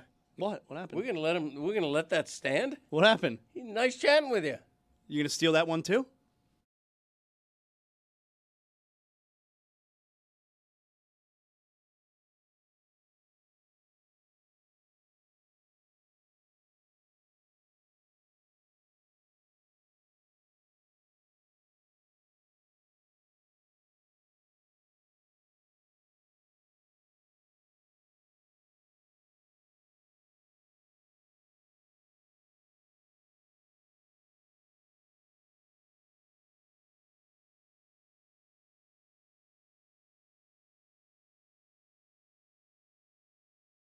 He's headed to go see if he can talk to Giannis and Bobby Portis, but I think there's a problem in that these guys are doing a lot of media today, and I heard Zaz grumbling because I think that Dan, I'm sitting at the table out there. You know, we're doing production stuff. I'm finishing my bagel. Tony's finishing it. Tony gets a huge plate every morning for breakfast. If you're wondering all the money that's being spent here at breakfast, Tony has one of everything every morning. Okay, whatever. What? Yeah. I look at your plate, you got everything. I got a little bit of egg, a little bit of bacon, and a little bit of potato. What's wrong with that? Sausage? No. Yes. Not today. Not today. Anyway, he's finishing his plate. I'm finishing my bagel. All right. And I say, yo, I'm getting Bobby Portis today on Zaslow Show 2.0. And he says, yeah, I'm getting Bobby Portis too. I'm going to the arena. I go, okay, cool. What time? He goes, 2 o'clock. I go, I'm scheduled for 2 o'clock. We're both scheduled for 2 o'clock. Guess who's going to get him? Me. I'm going to be in person. I was a broadcaster for the Miami Heat radio network for 12 What have you done for years. me lately, Eddie? You've done nothing ever for What that. are you talking about? I was just at Heat camp. I You have- insane? You nuts, man? I have 2 championship rings. I'm a champion I'm broadcaster. trying to bring more championships over there. He was a proud member of the Junior Heat. Okay, we'll see. I'm going to get him. They're going to give him to me before you. And you know what? It's going to be extra insulting for you because you're actually going to be there in person. I don't need to go in person. I'm going to be right here. And they're going to call me on a stream, on a video link. And they're going to give him to me before you. You know what? Yeah. He's going to be on video with me. You're going to be standing next to him waiting. If that happens, I'm That's going to what's gonna derail happen. the interview. That's what's going to happen. I'm going to derail the interview. I dare you to do that. Neither of you are going to get him if I ask for him. Ooh! No, but you're going to be here. Who cares? If we're being honest here, since you joined the broadcast, team's on no winning. Okay, so I don't know. They went to about- the finals my very first season. Again, no winning. You were an ancillary piece. No winning. They hoisted babies because You of were me. an ancillary piece. Babies. So I don't know what you're bragging about. You were over there. behind Hewitt on the depth chart. Okay, Hewitt. I only got to do it because Kirsten Hewitt left. Do it, Hewitt. Do it, Hewitt. What do you think is going to be the end result here, Mike? Because I already told you. Wasn't predictions. And be like, Zazzle's going to get pushed back. We're gonna I don't do think this. any of us get him. That would be a big surprise because they told me I got him. I will 1,000% have him on Zaslow Show 2.0 today. All right, Dan, I'm going to go get Bobby Portis. No. Your appointment's not till 2 o'clock. No, I'm getting there at 11:30. Doors open at 11:30. I'm going to be there right now. You know what? That's just more time you're going to be standing around and waiting because you're going to be standing next to Bobby Portis. Waiting. I'm telling you, call him Bobby Portis. You're done, son. Somebody cut that for me. Never happened. How dare you? How dare you? let's do gas bag of the week. Roy, what is it that needs context here on who's speaking and who is the gas bag of the week? All right, so Steve Yzerman stepped down as general manager and executive vice president of the Detroit Red Wings. Having problems up there. Dylan Larkin wants to be traded. So a sports fan called into a Detroit radio station and gave his theory about why he's been so bad as general manager. Tim is next on 97.1. Hello, Tim. There was a clip a few years back on TNT where they were interviewing Yzerman in between periods, and he basically said, without saying, he smokes a nice one, every once in a while to relax. Do you think maybe he was on Devil's Lettuce a little too much? He was a little too passive, perhaps. What? What, think that they're high? Do you think that was a factor? No. What? Do we think that Steve Yzerman struggled because he's a pothead? Is that what you just asked us? No. No, I don't. And did he admit that? No, I feel like if he admitted that, are you on the devil's lettuce? Are you the pothead? What? All right. Well, there's that. No! Gas bag of the week. Does that deserve applause? I love radio remotes. Birds chirping in the background. The soft sounds of you adjusting your headphones. Are you on the devil's lettuce? The fact that that's probably a car dealership. Oh, that's hot. I like that. I'm an audiophile. Down at Potemkin Mazda. So is Roy. Roy is, I don't know what that look is on Roy's face, but Sonically it pleasing. looked a bit like old girlfriend longing. She was a real Hellcat. Yeah, real tomcat. I love that. Oh, hey, Gary Abar. I'm getting a little. My return is a little too loud, Gary Abar. Oh man, where's Tree? Oh yeah. What's the ISCN settings? G.722. I get this joke too. We got a backup coupler. Hell yeah, G.722. It's a good call by you. Gary Abar, Jeremy, was the most competent of all of the engineering and audio help that we had. But that particular sound that Roy just played that made him both nostalgic and longing in a way that is weird. There's a little nature in there. But what you really hear there that is making Roy laugh, and it's what Zaz is appreciating here as well. Rare is it that you get the sound of what it sounds like on the very lowest rung of the show business ladder. And this is below that. So you got the lowest rung of the show business ladder, and then you've got where you plant the ladder underneath that. And then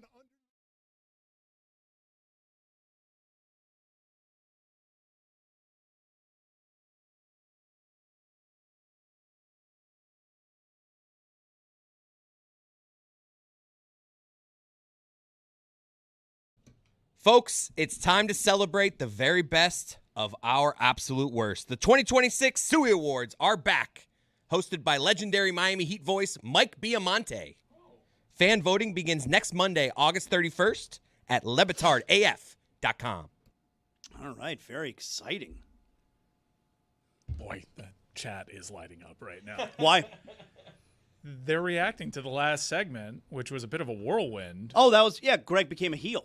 Greg, what was up with that vibe? What was up with that? You were had an odd vibe. super rude to our guest. What? I didn't think so. Big time heel behavior. You did this thing of I'm too cool to even really consider this. Okay, and you insulted him. This guy, what weight class are you in? You try to mog him off the bat when he doesn't give you the answer that you know want? about that weight class mog? I thought there were weight classes in competition like that. What do I know? I'm not a pro wrestling fan. What about, hey, what did you thank him for? Just kidding. I wondered, You're doing this thing. He claimed he had a friend named Billy that he thanks. I'm saying, what'd you thank him for? I don't know. Are you skeptical? What's this vibe? I'm very convinced he doesn't know who you are. He will remember you now. He clearly didn't know who he was. Okay, here's the thing. When you say 5 or 6 or 7 of my catchphrases, and then you claim you don't know who I am. Who won? And who won? And say it like it's. Look, okay, you can sing my way. But don't claim you didn't know it was a Sinatra song, okay? It's a Limp Bizkit song. If you're going to, and Paul Anka wrote it, which he never gets credit for. But if you're going to say, who won in that tone, you got to acknowledge it's me who said it. I'm flattered. What are you, Roman Reigns now? I'm flattered that he uses a bunch of my catchphrases, but at least acknowledge it. Because when you don't acknowledge it, that's Grand Theft Auto. So you stole Clark Connor's catchphrases, he's claiming, and now you're also stealing Roman Reigns' catchphrase. Who's Roman Reigns? See what I mean? Roman Reigns would have a problem with the acknowledge me thing because you just stole someone's. So you can see how easily that can happen with a common phrase. So Clark was very convincing in that. Was he? Yes, in that these were genuine miscommunications and mix-ups here because they are common phrases. So he just happens to use 6 or 7 common phrases that he are explained. also in my catchphrase. We're rolling now. His former football coach. High school football coach did that. Yeah, okay. I think y'all missed it. When he first came on, he said to Greg, never heard of this guy. And I saw the look in his eyes. He said, okay. That's now where it I'm shifted? Right, now I'm in prison, and I got to knock out the biggest person on the block so everybody know I'm here. Yep. Salute. Thank you. Juju gets me. He Well, knows. If He there knows. was ever a situation here where he actually had respect for you and was paying tribute to you, I think that's done now. I think he and I get along just fine. The chat wants you to be his manager going forward. I would manage him. You know. Do you even know what that means? Is he his manager? That's somebody who manages. What do you mean? That means going to the ring. Oh, I'm not going to go to the ring. All right, so how would you manage It's it? fascinating to dissect. This is one of the rare instances where your ego is actually getting in the way. Yeah. Because I was awkward. Because you were insistent that he was doing something. It's still awkward. It's this still vibe like, you this have vibe right now. I don't like it. Okay, that's fine. It was a weird heel turn right in the middle. The proof is in the pudding. What does that mean? I mean, Is that yours too? I love it. No. If he says no. that, are you gonna file a Nellie complaint? Doogie used to say that. God rest her soul. Yes, sir. Rest in power. Of Nellie's Diner. T-shirt available at the Greg Cody Show merch store. Our best seller and the best T-shirt we do by far. Okay, where was I? Better than the shirt that says "nice hat." Well, that's a great seller as well. Inexplicably, never got that. We also have a hat that says "nice shirt." Never understood that, or why people would buy it. I am a little curious though because I don't know if he did his research there. He mentioned that fans of our show have been in his mentions. There were a couple of times where the rare instances in which your timing was good with one another, where he would say something. I'm like, is that a show reference? He worked in a so on and so forth. I was like, could he be doing a bit? But And then he said, "Nice chatting with you." I mean, come on. that's something that people say at the end. And I'm the kind of guy that Thank you. I'm the kind of guy that nobody. Yeah, but says these that. are common phrases. Okay, like I've said before, if we're talking about a single phrase, okay, it's common. It's a coincidence, whatever. Nobody's debating it. When you talk about 6 or 7 of my phrases, and you consider all of them being said by this guy, that's when it becomes suspicious. You're going to sing Sinatra, acknowledge that he made fame of my Or way. Paul Anka, one of the two. Paul Anka wrote it, but Sinatra made it famous, as you know. Shorty swing my way. Just acknowledge that you're spewing my catchphrases. That's all I want. Are you going to follow his career now? No. Okay. Yes, of course I will. What do you want me to say? Connor Curtis. What's his name? Yep. I didn't think you remembered, but you did. You remembered. Connor Curtis. Connor Curtis. I wish him well. You remembered. Attaboy, Greg. Is he at the top of his game? Is he considered a top? I mean, tier he's on the wrestler? card performing in front of 50,000 people this Sunday afternoon, so I would say, yeah. Yeah. Competing for a title. In Trios pro title. wrestling, I notice his hair. In pro wrestling, are you allowed to pull hair? Yeah. The referee will count. Don't let the referee get to 5. So condescending. It's against the rules. Why unless is that condescending? Just your tone right now. I don't like this. Oh, I'm curious. I mean, this is. I'm curious base what level makes you so stuff. curious. Base level stuff. You really tried a big time. This on was a that. heel turn. Yeah, this was not a good look for you. I mean, he's a It's not a good look professional for you. wrestler. Why would I not have respect for him? Oh, see what you did right there? Like, Wow, man. No, I don't like that one bit. Put up the photo again. Yeah, put it up. Nah, screw this. That's right. That was a nice young man. What you get? It was a nice young man. You look at that. You were very rude to him. I think we have an amicable first meeting, the two of us. All right, there you go. Your definition of amicable is different than mine. I want you to think about what you just did. Yeah. I don't have Listen to think back about to it and see if it's a good look for you, because it wasn't. Fine. Jurassic. Okay. I got a Okay. text and they said I'm listening to this interview and my skin is crawling. Yeah. Was yours? Crawling with excitement. My skin wasn't crawling at all. What does that mean? My skin was crawling.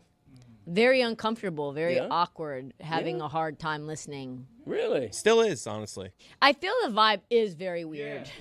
Oh yeah. Yeah, it's because you. when his voice goes like, really? Oh, yeah. Oh yeah. That's condescending Yeah. when he says it like He that. thinks like everyone's trying to get one over on He's him. done that to me before. Yeah, I know what that's like. All right.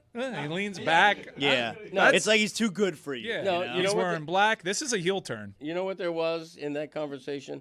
There was a healthy give and take. Okay, he was giving it to me. I've never heard of him. I'm using his catchphrases, but I'm not acknowledging it. And I was giving it back to him. That's all. It's fine. Do you hope he loses now this Sunday? Yeah, sort of. No, I'm just kidding. Why are you kidding? You're allowed to root against him. I don't. Who's he playing? Who's he wrestling? I don't know. Who's he playing? See, that's another thing he's doing there. You know, it's not called who's he playing. He's fighting someone. Okay, fighting. He's not playing someone. You. Who's he wrestling against? Hangman. Okay. Okay. Haystack Calhoun. That's the last wrestler I've heard of. Nice 1950s reference. 60s maybe. I don't know. Mike Ryan. It's not rude. We had a fun exchange, he and I. I don't know why everybody's hearing it as awkward. I didn't. I just messaged him. He's like, "What was up with that guy?" Okay, I would say the same with him. I just messaged somebody else. What was up with that guy? Text Clark. He's saying what's up with you. Yeah, seriously. You're gonna say 5 or 6, 7 of my catchphrases? Acknowledge it. 6, 7. As you steal another wrestler's catchphrase, Right. it's just you couldn't write it better than that. I mean, you may as well say that with your finger raised in the air too. I seldom do that. Take a swig. You earned it. I'm not taking a swig. I'm taking a sip. A swig is a whole different. God, I ball wish game. that you knew more about wrestling because it would be pretty meta of you to be like, if you smell what I'm cooking. And that's the bottom line because Greg Cody said so. Yeah. No, I smell what I'm cooking. I know somebody famous said that. Who? I don't know. The blonde guy, right? No. Yeah. The Rock? No. It wasn't The Rock. The Rock. Yeah. Good job. Yeah, it was Yes, The Rock. it's Rock. Do you know who said that's the bottom line? No. He's not blonde.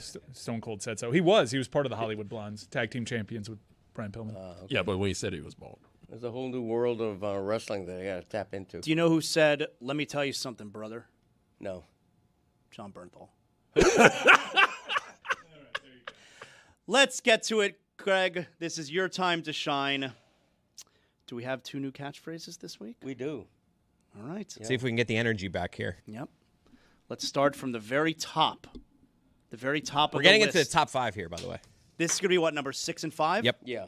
Wow, this is very exciting. All right. Trista, this is for you here, okay? In case you don't hear the show every day that Greg is here, he is going to start at the very, very top from number, 75? 70. 70. This is also for any pro wrestlers out there who want to borrow any of my sayings and work them into their routine. Because they all apply. There's not a saying in here that can't be applied to pro wrestling. Number 70, I'm fuller than Vern Fuller. 69, where's my click, click? 68, hey, Butterfinger. Yep. 67, punt. 66, Scranton. 65, I'm busier than a one-arm paper hanger. 64, Georgia.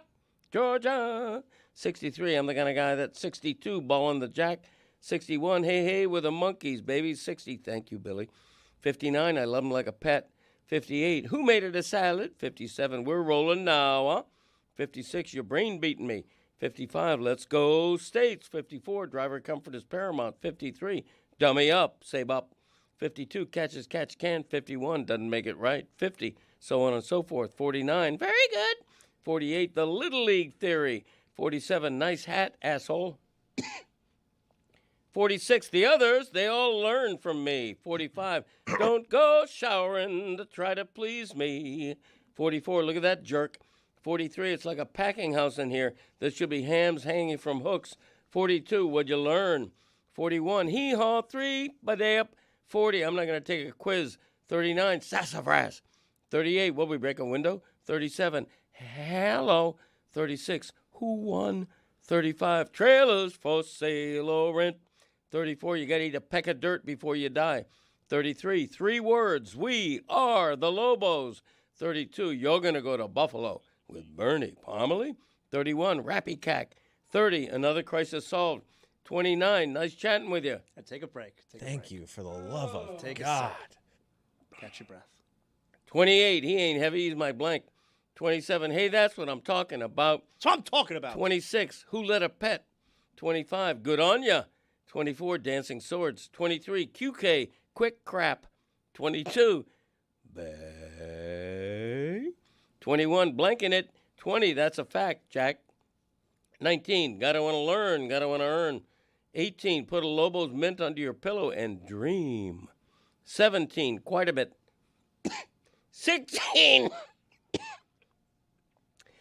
Take the rest of the day off. 15. Do what now? 14. Right on. 13. Who shot John? 12. If I had a hammer. 11. Rap, rap, rap. They call him the rapper. 10. Do it till you're satisfied. 9. Me maximum. 8. The burp suite. Brad. Asswipe. Sack. Yike. 7. And now, number 6. Zagacki. Wow. Not even top 5. Not quite. There was debate about that internally. And number 5, Baby. Oh, wow, heavy hitters. We've arrived. Wow. This is what it's all for. It's a good list. Okay. And now number 10. Okay. I'm fine. Okay. Okay. Okay. If that wrestler says Zagacki on his next broadcast, I'm going to call my lawyer. Okay. And we're back with the energy. What are you talking about? I just lost so much money on DraftKings.com because I had Zagacki at number 1. Really? Yes, sir. Wow. Do you have a guess at this point what number 1 could be? I did, but now I have no idea, and that's my big brother. So if anybody should know, it's me, and I'm lost. You were close with Zagacki. I mean, number 6 is high ranking. And I want to reveal here that we're down to the final 4 now.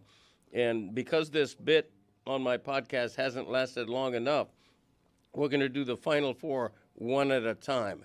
Instead of announcing 2 next week and 2 the following week, we're going to go 4, 3, 2, 1. Wow. One at a time? Slow it down a little bit for the we're people. going to slow it down. All right, because we've gone through the list a little too fast, so we want to slow things down. We're going to slow things down. Yeah, that makes Gives sense. us more time to extend the list. You know, Exactly. Other things to consider. Understandable. Yes, thank you. Well, it'll really be extended when we make it a top 85. Well, it won't go there. 75 always a possibility. Trista, what is this clip of Michael Porter Jr.? Now, you may remember there was a time, I guess like right before the summer, where it seemed every couple of days you had Michael Porter Jr., forward for the Brooklyn Nets, would say something. And it's been a little while since he said something. And so it sounds like he's back, right? The one that was the famous one that really put him on my radar was when he says, I need to see a little, in terms about how he tests girls, I need to see a little bit about their beliefs. So I'm not saying I'm a misogynist or anything, but I'll throw on some Andrew Tate, see how they react. He tests them. Test them. Red pill, Michael Porter Jr. So Lonzo Ball and Michael Porter Jr., two of the great minds of Is the Lonzo NBA. Ball retired, or is he still technically, I want to play in the NBA? I think he's still technically, Okay. I'm trying to play in the NBA. And some great quotes have already come out of there. The one that we did not really talk about yesterday was that LaMelo Ball, his brother, has 10 cars, but he has finally hired a driver. LaMelo Ball has famously crashed his car, left the scene. He's very reckless. Very reckless. So they both said, Lonzo and Michael Porter Jr., admitted on this podcast that they would push a button to let somebody die for $1 billion. What do you think about that, Greg Cody? I'm against it. Good answer. All right, so let's set this up here. All right, so here there's like Trista said, there's a scenario that they're posing to each other. Would you take $1 billion, but someone somewhere would have to die, And you'd have to push the button yourself. Yeah. So they both say apparently in this video. The video's not working right now, so I'm just going to tell you. They both say in this video they would do it. Right. And they essentially rationalize it where it's like, I think Michael Porter Jr. said something like, it'd be worth him dying because I would take a few $100 million and I would donate it to charity. So I'm helping a lot of people and I'm just losing one life as a result, so it's worth it. Wow. Okay. Okay, here we got it working now. So give this a listen here. For $1 billion cash. Okay, see, now we're talking. $1 billion cash. Now we're talking my language. Would you click a button and one random person around the world dies, drops dead. I'll be asking people this. So you click the button. Quick. You gotta do it quick. Like, I'm thinking about, like, I wouldn't do that. No, just quick one. I'm doing it, and this is the reason why I say I'm doing it. I'm doing it strictly for the bill. Nothing else here. I'm thinking I could take 300 M's, 400 M's, and go save thousands of lives. Go give it to like somewhere over there in Africa or somewhere that's has a lot of poverty going on, and save a bunch of lives. So that makes up for the one life that was lost for the bill. Then take the other 700 mil to the crib. Feel me? That's how I would justify. I don't think I could do it with just a person dying without. This is what I'm gonna say. I didn't catch the body. I don't know who whacked him. It wasn't me. Like, bro, actually, I have no ties. My hand slipped type shit. I need the billion. Like, I don't know what, like, we can figure out everything else after that. I'll tell you, when it comes to money, the NBA player this summer is on a really good run of saying stupid shit. I need the billion. Need the bill. Got to get that bill. I don't think he understands how a RICO Act works. Like, if you push the button and someone dies, you caught the body. You did. Not in Genie Land where you get $1 billion for killing somebody by pushing a button. I'm thinking everything's all taken care of legally, but I'm not going to give my answer because everyone's looking at me crazy right now. But he's going to save a lot of lives, though, by donating to Africa, apparently, and that's worth the one dead life, right? I mean, if we could choose the person, we talking different. You feel me? Because there's a couple people out there on their last leg, and already salute. There was a movie about this. The movie was called The Box, I think. It was called The Box with Cameron Diaz and she and James Marsden. They're a married couple, and I don't remember the circumstance, but Frank Langella, Skeletor, Frank Langella, he shows up with this box. And in the box, there's a button, and he leaves it with them. And the scenario is, if they press that button, they get X amount of dollars. I don't remember how much it is. Maybe it's like $1 billion.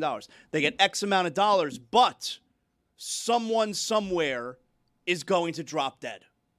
And they're left with that scenario, and they're struggling with, should we do it? Should we do it? And that's the movie. Spoiler alert, doesn't end well. But that's the movie. That movie's crazy. I remember seeing that movie. I love the presumption of an NBA player who's signed a contract for God knows how many tens of $1 million, thinking that he's not rich enough to help people in need. He's justifying it like, I got to get my $1 billion before I can afford to help any. If only I had enough money to actually do good with it. It's so ridiculous. And the other thing is that it's some poor random person who you're killing. Like, if I can press a button and kill Adolf Hitler back in the day, I'll probably do that without a lot of guilt. A little bit of guilt because he's a human being, but not a lot of bit of guilt. No, that was a social experiment, killing baby Hitler. Yeah, would you kill baby Hitler? If I knew the way he grew up. Yes, you do. Yes, that's the gambit. Yeah, I mean, would I kill him? We're not going to ask you just to kill a random baby. How would you do it? Would you kill baby Hitler? I'd press a button. That's not really how the hypothetical worked. It was more like, getting your hands dirty. But we don't have to do that with I don't want to go down that avenue. Yeah, me neither. It hasn't been the greatest show. But the point is, if you press a button and you're killing somebody who deserves to die, however you define that. Yeah, but you don't know if they deserve to die. In the middle of Hitler? And no, you do with Hitler. No, we moved off Hitler. Yeah, we moved off Hitler. Okay. Yeah. I didn't want to say Hitler, for too long. You only want to say it a number of times, and you start to get in trouble. Let's I move hear on. you. No, but I'm killing him, so how much trouble can I get in? Okay, you hesitated with the baby Hitler. This is how the plot of Moon Knight starts. Has anybody seen Moon Knight? Great show. Great show. Do I Ethan need Hawke. to? Yes. I need to see it for whatever's happening in Endgame. Yes. Well, or no. Doomsday. I don't think so. But Ethan Hawke's character is all about killing people before they commit atrocities. And he touches their hand, and he sees what they're capable of doing in the future, and then dead. So he's killing serial killers who are 8 years old. Or babies, or whenever he touches them. Oh, wow. It's like a Minority Report situation. Future cops. Yeah. Let me tell you something, all right? I keep seeing these previews. Avengers Doomsday is coming out in December. I already bought my tickets. Greg, have you ever bought tickets for a movie 4 months in advance? Hell no. I did. I did that last week. I do that occasionally for music concerts. Well, everyone Most does people that. do, Yeah. It's you don't get a good seat if you wait till the day of. Unless you're my wife and Yeah. you're paying every amount imaginable to go aftermarket. She aims to do that? Yes. So It's I had too cheap right now. I had to buy the tickets because even when I bought them last week, which again, 4 months in advance, I have to see the movie the day it comes out, first of all. All right, have to. Almost all the showings were already sold out by the time I went and bought my ticket. Yeah, crazy, right? A lot of crazy people like you. So I have my tickets to go see Avengers Doomsday. It's going to be so good. And they're telling me I gotta, they came out with a list of movies that you should see before you see this one, so you understand everything, connect some of the dots that maybe you've forgotten about. But one of them is Avengers Endgame, all right? And they are re-releasing Avengers Endgame in the theaters. They're calling it Avengers Endgame Encore. They're re-releasing it in theaters. Apparently, and it's not like there's a whole bunch of extra footage. I think it's an extra 4 minutes that they've added to the movie. But they're re-releasing it, and they're telling me I have to see it before Doomsday. I've seen Avengers Endgame like 20 times. What do I need to... Why do I have to watch it again before Doomsday? What am I about to learn? Are they changing the ending of Avengers Endgame? Am I the only one who thinks that this is weird? Or, let's be honest here. So you see these movies that are out right now making all the money. The Odyssey is making an insane amount of money. Spider-Man Brand New Day is making an insane amount of money. At one point, Avengers Endgame was like in the running for highest grossing picture of all time. Re-releasing in the theaters, this counts toward that gross. That's right, Zaz. I think you're on to something. I here. cracked the code. Yeah. I don't think this additional 4 minutes that they're including is really all that necessary because I'm not going to watch this. And I really doubt that when I'm watching Doomsday, I'll be like, what the hell's going on here? What did I miss? This isn't making sense. If only I had that 4 minutes of Endgame. Greg, will you watch Avengers Endgame Encore?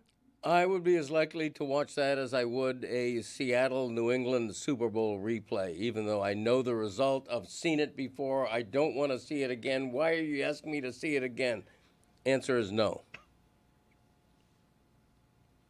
Hell no would be even better answer. It's such a gimmick to get people to I figured it out, right? Yeah, you cracked the code. Yeah. I mean, I must watch that movie once a month. I'm serious. It's on all the time. It's not like I'm sitting down, hey, let's put on Avengers Endgame. It's always on. TNT? Or FX or TBS. It's always on. So if you're doing something and it's on, I'll you stop. sit down, Yeah. stop what you're doing, and watch it. Yeah. If I'm scrolling, superhero movies are on at all times of the day. And Avengers Endgame is on all the time. I'll stop and watch it. Yeah. I'm going to check right now to see if there's a superhero movie on television. Today? Yeah, right now. At some point, like FX, TNT, USA. Yeah, 100% there will be one. Right now, my cousin Vinny's on AMC. That's not a superhero movie. In the Line of Fire. Ooh, that's a good movie. The Karate Kid is on. Which one? The Karate Kid. I don't like the one with Will original Smith's kid. I don't like Sundance that one. TV. Live Free or Die Hard. It's kind of a superhero movie. No superhero movie going on right now. Wow. Too bad. Interesting. Are any sequels called 2.0 or no? No. And my podcast is not a sequel either. It's a new version. It's not a sequel. Right. All right, it's a new version. It's an upgrade. I think so. Is it a better version? Clay Thompson going to be on Zaslow Show 2.0 today. Look out for that. Clay Thompson 2.0. Okay. Well, just To Zaz. What kind of softball questions are you going to throw him? Yo, don't worry about that. I think I did a good job. Underhand, soft toss? It'll be like, how excited are you to join this storied organization? What appealed to you about the Miami Heat organization? Yeah. We were offered, my Greg Cody show was offered Clay Thompson, and we said no because we wouldn't agree to just give him the easy questions. You know, we don't work like that. Yeah. For example, when we had on Lee Hoffman, who wrote the Miami Dolphin #1 fight song. We grilled his ass. We grilled his ass. That's exactly what we did. What we do. It's what we do. That's right. Sir. Go on, continue with your show.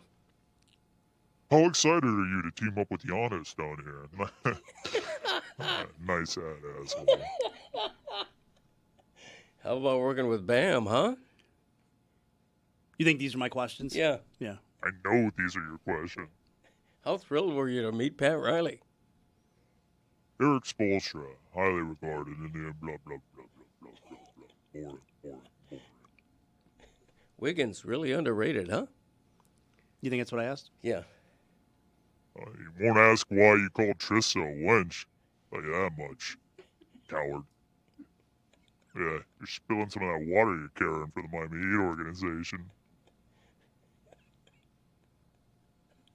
Laughing at himself. This is bullshit. Who else you having on? Tommy Tige? No. Give it a couple weeks. Think you know everything. You'll definitely have Tommy Tige on again. Don't know shit. Speaking of that, I heard Jeremy doing some Sirius XM radio. What channel? What show? Let me guess, he likes the Heat's chances. He's got us finishing top in the East. Really likes what Spo's going to be able to do with Clay. Yeah. Jesus Christ. I saw the clip because Jeremy put it out. That's where I saw it. You know, took us a couple of years, but the Heat fans on this Oh, show. Lord. Oh, look at this. Look at this. He's mad that I called him out. Yep. I heard him yell something. I don't know what he yelled, but I heard him yell something. Oh. Hey, do you like the uniforms? Another meatball down the middle. How great is it that they spell Heat with all caps, huh? Every question to Klay Thompson's a 3-1 count. Chanho Dead red. Chanho Park in an All-Star game. What a joke you are. I'm a real journalist. That's a wrestler's problem.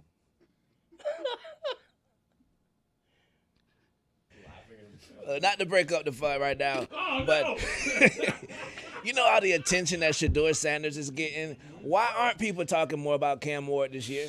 Because I'm of the opinion that my boy's finna take a giant leap, and the Titans, damn near, by them drafting the receivers so high, I think they have a chance to sneak in the playoffs this year. Am I wrong? And for fantasy purposes, who's the number one there? Is it the rookie? Is it Wan'Dale Robinson? I need to know. I'm not a huge fan of Tate. I wasn't crazy about that draft pick. I think they needed something different, but they're trying to help Cam Ward out. That preseason game was a little telling. Cam Ward throws a dime, Tate mistimes it, and it changes the entire narrative because after that nationally broadcast game, the discourse around Cam Ward was kind of down. I think Cam's an incredible talent. Obviously, I'm biased. I want it to work out for him, but I don't have a lot of faith in the coaching staff. If he's a good enough quarterback, though, he should overcome that. But Rob Saleh, Brian Daboll, I don't know about this. But see, that coaching staff has something to prove, though. Everybody on that coaching staff has been kind of shunned or kind of ousted from a situation. So I think they're on a prove-it year, and I think they're all going to give it kind of their A effort this year in Tennessee. I think Cam's good, and I think he's going to be a good pro. But that's still a really weak team he is on in terms of talent. Like, they're in the division, they're easily, in my opinion, the least talented team in that division. And he's going to have to be really, really good to be in the mix. Yeah, I agree. I just came out with my annual NFL team rankings, which I do just before every season starts, and I had Tennessee ranked number 28 for what it's worth. They were 3-14. They're not going to be that much better. You know, their head coach is a guy who failed to achieve any liftoff with the Jets. I just don't see a real reason. I do think Cam Ward's going to be better and take a little bit of a leap, but I just don't see enough talent on that roster. I see a weak division, which means if they can limp to 8 and 9, they actually have a chance to win a division. But I don't see a weak division. If I'm just judging off of last year, we'll see how Daniel Jones does after the injury. But the Indianapolis Colts surprised many people. The Jags are good. The Texans have the best. The Jags are had the best defense in the league. They have their question marks about the quarterback, but that's a playoff team. Those are three. Was it 3 playoff teams last year? So it's going to be really tough. Jaguars and Texans, 2 playoff teams last year. Yeah. Colts just missed out. Yeah. Yeah, the injuries. That's right. Phillip Rivers was playing for them at the end. But the Colts were really good at the start of the year. And one of the pleasant stories, I think it's going to be tough sledding. I don't think they had a great offseason either. I get the idea with Tate, but I think what Cam Ward will find the open guy, even if you have just pedestrian wide receivers. Look what he did with Xavier Restrepo here. We went the next level isn't, considered anything, and he's on that roster. Cam needs time. Otherwise, he's going to look like Wazoo Cam, who is still fine, but not good enough. By this time next year, which number 1 pick are we going to think is better, Mendoza or Cam Ward? This time next year. So be going into Ward's 3rd year, Mendoza's 2nd. Both could use a lot more help with their rosters. Yeah. I think Mendoza's got good players around him. I think Cam Ward's the better of the two. I think they're both going to be good pros, but I do think that with Cam in particular, he's in a really tough situation, less than ideal. Wouldn't surprise me if there's some discussion in the offseason about, because it's a really good quarterback class, and if Tennessee is picking at a spot that's high because their record is bad, and even though, let's say Cam shows up progression across the board, but the record is still bad, you're looking at C.J. Carr, you're looking at Arch Manning, they might do what the Cardinals did a couple years ago. We have Josh Rosen, we don't know, we have Kyler Murray, we're more sure, this is a quarterback that has value, we can get more picks for him. I think that if the season goes south for them, but he still kind of maintains a level of play, that could be a discussion. Chris, you mentioned fantasy a few minutes ago. Did you make your fantasy pick in your time must have run out? You have 8 hours to make your picks in your league, right? I ended up going with Genty, despite being in a guillotine league where I need to be good week 1. Yeah. He's probably going to miss week 1. We had a whole conversation yesterday to go with a safe pick. I know, but I just think I'm confident in my team's ability to get out of that week 1, and I think once I get out of that week 1, I got a two-headed monster running back that I'm really going to like. So I'm just going to trust my late round drafting to survive that first week without Genty, and then I got the upside of Genty falling late in the 2nd round. Yesterday was an eventful day in this guillotine league because for whatever reason, they decided that suspending the draft overnight was a good idea. You have 8 hours to pick. Right, so what, you said 10 to 6? 12 to 8 is, I believe, what the plan was. We're going to pause the draft between 12 a.m. and 8 a.m. to let people sleep, and then Who sleeps more than 8 hours? Right. If you sleep Who's more sleeping until 8 a.m. on a weekday? If you sleep more than 8 hours, you deserve to get auto-picked. So I posited to the league, I'm like, what if we did away with the suspension? Because I can see where this is going. We're needlessly making this thing even longer than it has to be because this is already getting quite tedious. And mostly everyone agreed, yeah, let's do it. Chris Whittingham's apparently one of these blessed people that can sleep till 9:30 a.m. No kids. But now there's a bit of strategy. I was up at around 10 o'clock, and I decided to sit on the ball a little bit because I wanted to hold out for what I call the devil's draft window. What does that mean? 8 hours to pick. I feel like if I get it, there's this window between 10:30 and 6:30 a.m. where I might catch somebody sleeping through that entire window, not noticing. Maybe they put their phone away for an hour, don't know they're on the clock, go to bed. Okay, but didn't you say it's 12 to 8 is the dead period? No, there's no dead period anymore. Now this draft, you have 8 hours to pick at all hours. Oh. I woke up, some guy had less than 2 hours to pick. Yeah, which is Tom Bogert had 2 hours to pick at around 6 a.m. So you're like, okay, we're going to have an auto pick here. But he's got kids, so we were like, he'll be up. It's built into the strategy now of interesting. Who's gonna have the hot potato? You know? All right. There you go. Okay. Okay. I've never heard of a draft with 8 hours to pick. Well, there are some of these leagues, like I said yesterday, where you would do your draft through email. You email the pick to the entire league, and you have 24 hours. Hey, Clay, what's the goal this season? Championship mindset? Whatever. You think those are the kind of questions I ask? Yeah. What? Can this team compete, you think? Maybe? A stupid question. Hey, you're a good shooter. Are you happy to be here? Oh, I'm happy to be in Miami, yeah? Are you? Yeah. Say hello to Tim Donovan, good friend of mine. Open looks, am I right? All right, open looks. Such a deep cut. You're a good player. Can you ask Tim Donovan if this is going okay? You know, this is bullshit, okay? Because he doesn't laugh like this at anything except for when I'm being made fun of. This is bullshit.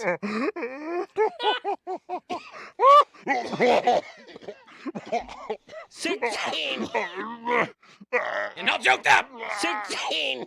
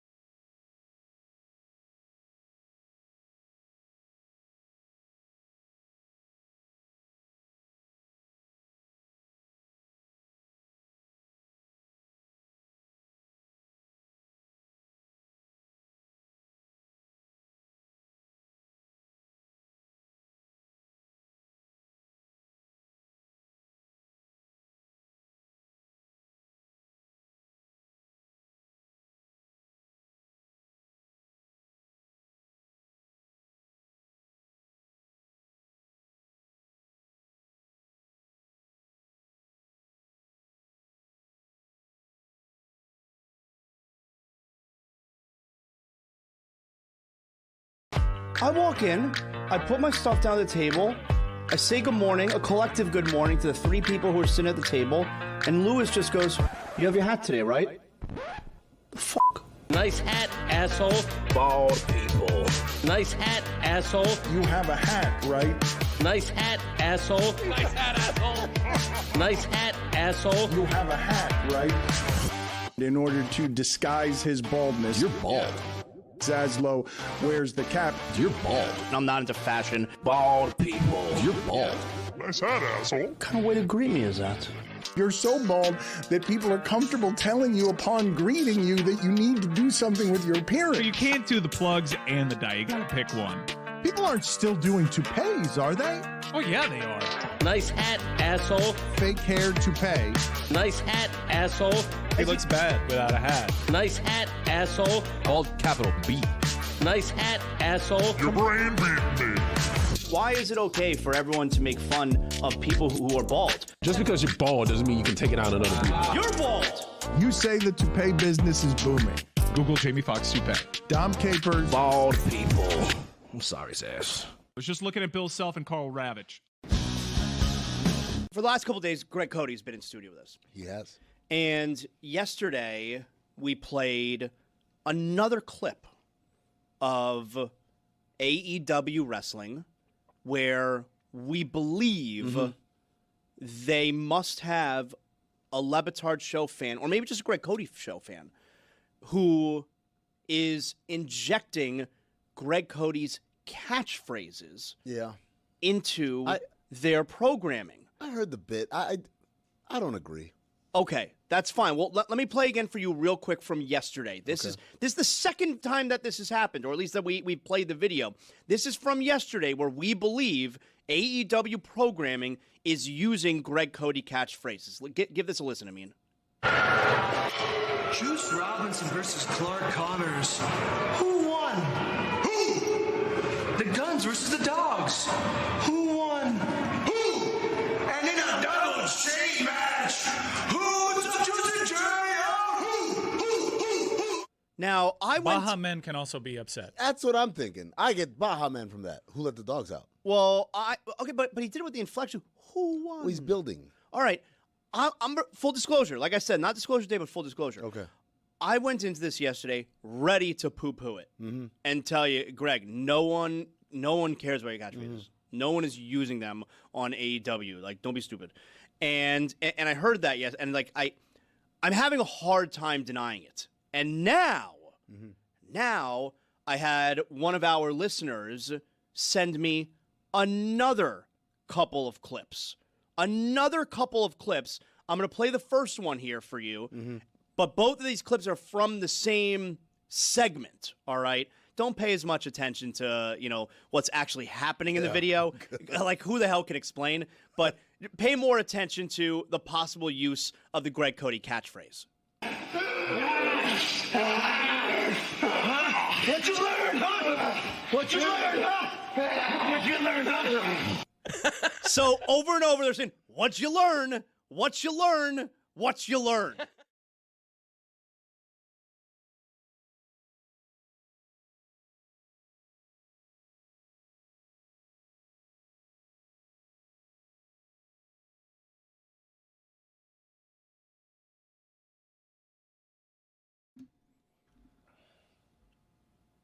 How mad is Dan going to be that the NFL and CTE, there's this new study that I get emotional when I think about Dan missing things. How upset's he going to be when he wasn't here when this new study about football players and CTE came out? Even more mad that ESPN did a good job covering it. Did they? Yeah, much better than we did. It's funny, before you get to their coverage, Greg, when I was younger, when I was a kid, I wasn't allowed to play football. I played basketball, I played baseball. My parents would not let me play tackle football. Now, I probably wouldn't have anyway. I was small. But I wasn't... Man, the game missed out. Well, could have been. But I wasn't allowed to play tackle football because the fear back then in late 80s, then into 90s, was always the spinal cord injuries. That was the big fear. Keep fighting. Paralysis. You're going to be okay. Look at me. I'm here for you. Mm-hmm. I won't call attention to it one bit. Filling. Yeah. See, it's not just me. Thank you, Zaz. So the spinal cord injuries. Look, we righted the ship. I know, we're good. Thank you. Thank you. Thank you, everyone. You're welcome. I'm a good teammate. And now, like, we never considered head injuries. And now, not that it's changed as if spinal cord injuries are not a thing anymore. Of course, No, but that's you're right on the money there. When I was growing up, it was all about, you know, it was a real fear. Paralysis. Yep, it's a real fear. Mm-hmm. And now it's all about head injuries, which of course isn't something that can necessarily. The fear with the head injuries is what it's going to look like in the future. You know, it's not what's going to happen to you now. Paralysis, spinal cord injuries, that's still very much a thing. You know, that hasn't softened a bit, but nobody talks about that anymore. It's all about the head injuries. Well, there's a visceral thing with the neck injuries, but what's so scary about what's going on with head injuries and CTE, yeah, you can identify and cherry pick individual hits. When Tua's lying on the Cincinnati turf, you're like, well, that's going to come up and bite him.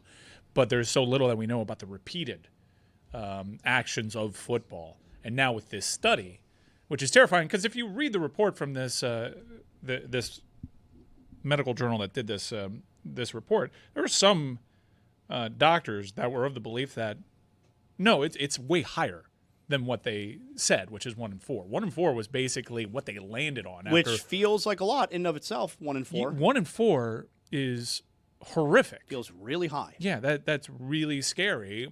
And I don't think it's going to change anything, even though ESPN did a really good job covering it yesterday. I think when it comes to football, we're going to start treating this like cigarette smoking. The people that do it understand everything. It's been made very clear generationally. It's been hammered into their heads. This is bad for you.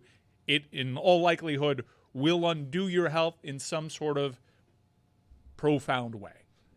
But I don't think it's coincidental that the NFL has poured millions and millions of dollars into flag football and developing flag football as a national sport, an Olympic sport. Fast-growing sport. Yeah, because I think over time, if CTE is not solved, and if all of a sudden 1 in 4 becomes 2 in 4, over time, football, tackle football, is going to become less and less popular. I mean, there are really, really stark changes that have already come to the league. Like having a world in which they're wearing these huge helmet guards, aesthetically, the game is going to look different. I think a generation from now, no doubt, because this is super dangerous. The way that, look, you go to different countries, the warning labels on cigarettes are horrific, really jarring images, and people still reach for them.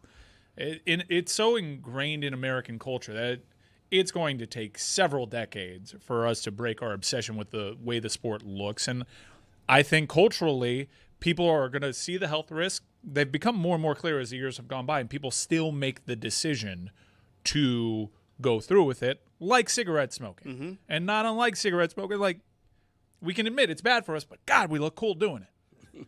Let's bring in our friend Jessica Smetana, the weekly Notre Dame podcast, The Echoes, of course, she does with Mike Golick Jr.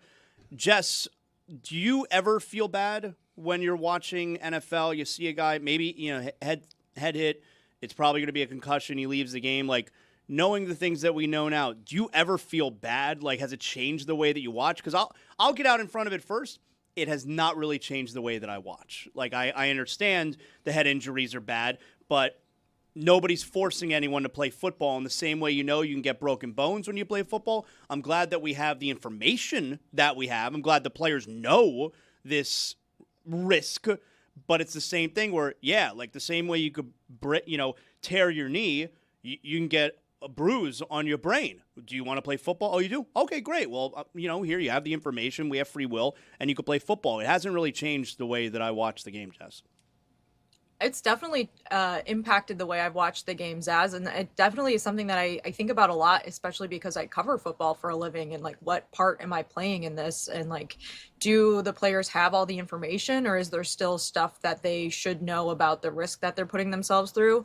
And I think if there were safety measures that were continued to be taken by the different football leagues, I would never, as someone who's not putting my body on the line, argue with that. Like, you see people in the comments all the time being like, this isn't real football, back in my day, blah, blah, blah. Well, we know more now, and I'm not going to argue with people that are trying to make it safer if there is a way to make it safer. And that ultimately is, I think, firmly up for debate. I think the part that people probably argue with, the whole, hey, this is not real football, that's stupid, okay? We should try to be safe. But I think the part that people argue with is when, the player wants to play. He wants to go back in the game. I'm fine. I'm okay. I'm an adult. And the, league, if you will, has rules where they're not allowing you to go back in the game. Like, I think that's the part, whether it's the right way to look at it or not, I think that's the part that probably a lot of fans look at and don't like. Right. But it's also a very temporary fix, right? It doesn't eliminate CTE or concussions or anything. It just sort of makes it better for that game. Trista, I want you to bring this up with Jess here because I think she mentioned that she wanted to talk about this as well. But you were telling me about this yesterday, Trista, this commercial that's out there, right? This Callaway ad that we saw, which people are out there apologizing for now. Can you explain this to us, what happened here? Sure. So there's I would call it like a bro network, creator network called Good Good. They got super popular during, I think, the pandemic. They sell a golf brand, and they sell a lot of merch. And they did a Callaway collaboration to put out a driver. And they put out a commercial to promote said driver that apparently Callaway says they didn't know anything about and weren't responsible for producing. And as soon as they put the commercial out, there was some major backlash. Some folks in the back think play on in the video room. I'll let you guys be the judge. I want Jess to sound off on it as well. All right, so let's give this a watch here. Here's the beginning of the ad.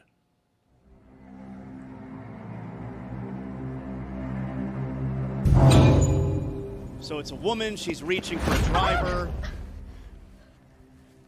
Do not touch my new driver. A guy runs in. He trucks her and then warns her not to touch his new driver.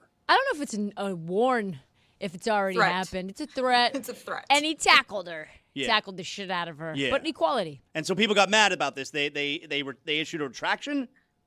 Yep. Zaz, go ahead. Sorry, Trista, I didn't mean to interrupt you. Zaz, could you tell what this ad is supposed to be satirizing? No, I have no idea. Okay, apparently it's supposed to be satirizing obsession. Whoa, That's boy. what I read. That's Really? what I read earlier today. I Is didn't that get not one bit. Is that not true? I didn't get that. I've seen Obsession. Trista, have you seen Obsession? I haven't. I'm not a scary movie person. I'm terrified. Neither am I. Okay. I just saw this ad and I saw Obsession. I didn't think when I saw that ad anything about Obsession. I thought I saw a dude trucking a girl, and I don't remember that part of Obsession. Right, it wasn't even hilarious. I was just like, "What is this? I'm watching." Yeah. Is it like the guy is under the spell then from Obsession and he loves I don't know. his driver? I honestly think it's part of a longer ad. I didn't really get into it too deeply because I don't really think it's bad. If it is satire, it's bad satire, and I don't understand it. And like, there's probably no defense you can make for it other than like this was a bad creative decision. And Callaway has put out, I think, multiple statements at this point, and like the most recent one, they were like, we should have said something before this went public. We need to do some quote, mistakes were made, unquote. We need to do some digging on how this got out there because this should not have passed muster with our advertising team. Yeah, I mean, he trucks her pretty good. Golf Galaxy has taken all of the good merch off of their shelves. And congratulations to Golf Channel. There's a Big Break TV show that they did in collaboration with Good. They're going to postpone it a week, see how it all goes down. See how it plays out. Yeah, this is just one of those things where there's a lot going on here, Zaz, because there's, obviously a lot of tension between legacy media and like new media, YouTube, social media, like creators, all of that's at play. Golf, we know, more of a old man's sport, a more strict, stingy kind of demure sport. And then there's all these like new, younger people trying to get people into the game and be, more exciting and upbeat. And they have these YouTube channels, and this group has over 2 million followers, and they do have some female creators as part of their network apparently too. And the guy in that video is one of the co-founders, and the woman is someone who is part of the network. So I've read. I was not familiar with this group, but you guys know I do dabble in golf. I am a golfer. And so this is an unfortunate way for me to find out about this channel. But there's also like part of me that kind of feels a little bad, because I'm like, they're so over their skis trying to make an ad here. They're not an ad agency. They were ultimately like, Callaway should be getting, I think, most of the blame here, because they let this slide. They let this go out there into the world, and they are like the established decades old golf brand involved. But then part of me is like, no, this is such a bad idea. Like, it's not funny at all. I don't know how anyone is defending it. And then like you get to the point where you're like, well, what do you do about this now? Like, should people get fired? Should they cut ties with this group entirely? Apparently, Dick's, sorry, I just ate a peanut butter jelly sandwich. Apparently Dick's is like pulling their merch off the shelves right now. What kind of bread? Gluten-free bread. Okay. It's not bad, actually. You cut the crust? That's fine. No. Okay. I tried gluten-free Uncrustables last week. I remembered that I don't have the patience for them to thaw. I tried Uncrustables for the first time in my life, like 6-8 months ago. I can't believe what I was missing. I love them now. They're really, yeah, I mean, they're phenomenal. It's The so gluten-free good. ones, not as much. Anyways, it's kind of like, what do we do? We're now in like the, I don't know, 6th day of backlash to this ad, because again, it is that bad where it's like, how did this get made? How did so many people see this and it still ended up on the internet? But apparently they're sponsoring a PGA Tour event in like 2 months. So what is going to happen now? Like what happens to this brand? What happens to this YouTube channel? What happens to Callaway? I don't know. Jess, let's get some thoughts from you on the SEC yesterday, where the SEC a couple of days ago put out a very, very soft launch of rules when it comes to allowing professional athletes to come back to school for a 5th year. They didn't really do anything. It was like a soft launch, right? They dipped their toe in with that statement.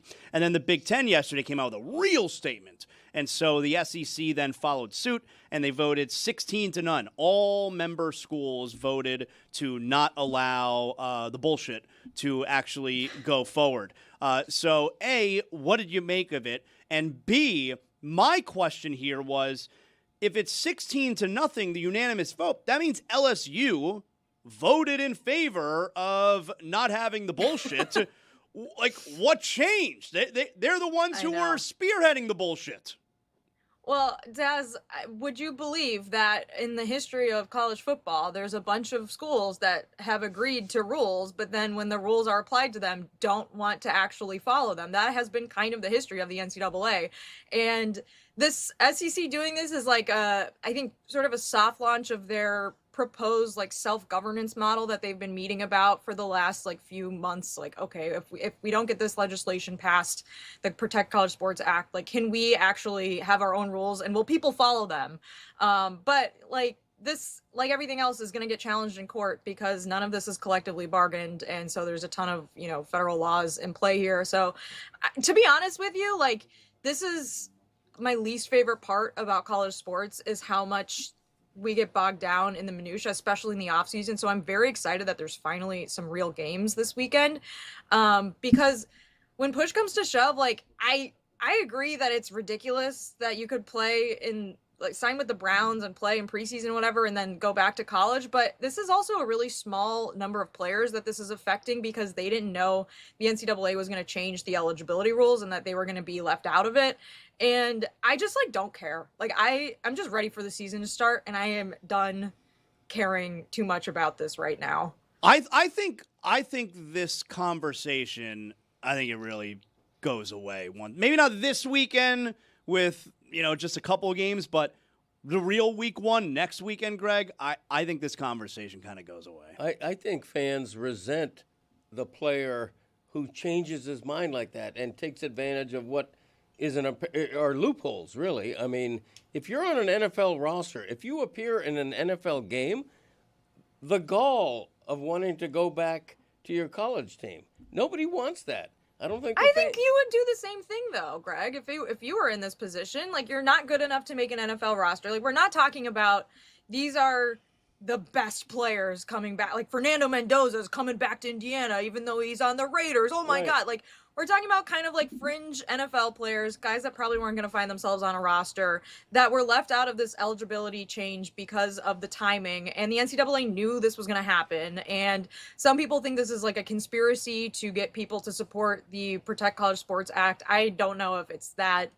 I don't know if they're that savvy or if they just are slow to change and knew that this would get challenged in court and it'd affect a few dozen players and then it would kind of be the end of it. But I don't know if maybe I'll change my mind once the season starts. If one of these players ends up being the star of a team that wins a national championship game, like, yeah, maybe, and it's not my team, but I don't know. I just find it really hard to get that worked up over it because of the complications of this scenario. Yeah, it's a classic hate the game, not the player situation. Because these are young adults who probably was on the fence about all their decisions, whatever you call it, in the first place. You got it. He did. So yeah, I think we shouldn't be mad at them. They were treated unfairly in that the COVID people got the extra year of eligibility. The NCAA has since ruled 5 years for everybody, and you could see this coming. And like the cynic in me thinks that the NCAA did see this coming and actually decided that the mess is good for their bottom line, which is get past this unjust, not collectively bargained Save College Sports Act. Yeah. And again, like this is the worst part about college sports. I hate it so much. I don't want to read a bill. That's not why I got into this. I want to watch Hawaii and Stanford on Saturday night. I agree with that, but the athlete and his agent and his parents and all his advisors have months and months to decide whether they're entering the draft, right? But they didn't have, that's not what happened because the NCAA changed the eligibility rules after that decision was made. And the NCAA knew this would happen. And I assume, knew this would lead to what is happening right now, which I've got is like zero blame. Zero blame. Orders. I understand the optics are on them, and how could you? Isn't that weird if you put on a Browns uniform one week and then you're in an LSU uniform the next it's ridiculous. Week? I completely agree. It's not their fault. It's the NCAA's fault. This was if they had any type of leadership, this was the most obvious thing that was going to happen with the 2022 class. And if you're a player that's on the fringes of the NFL, you would have liked clarity on this sooner. Now, could you say maybe a player could have challenged this earlier? We had players on Miami that were trying to see about this, to see if the 2022 class was going to be screwed. But the NFL process is such that you kind of have to make that decision quick. As I highlighted yesterday, Markel Bell, who's doing really well at the next level, would have been back at Miami had this thing been clarified earlier on. So do you agree or disagree that major conferences should have the right to say, nope, we won't take you back? I think one thing that we've learned from this summer with this and the Sorsby thing, it's that the schools are in charge. And because should be. the And should be, NCAA right? has zero teeth. Legally, they lose every case that they have.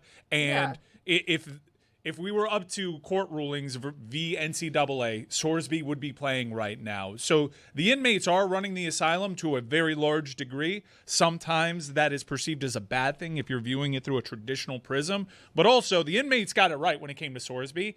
And this one, I think most people, consensus, would agree, it's a little ridiculous that a dude can get 2 sacks for the Tampa Bay Bucks one week and then go into the transfer portal the next. Yeah.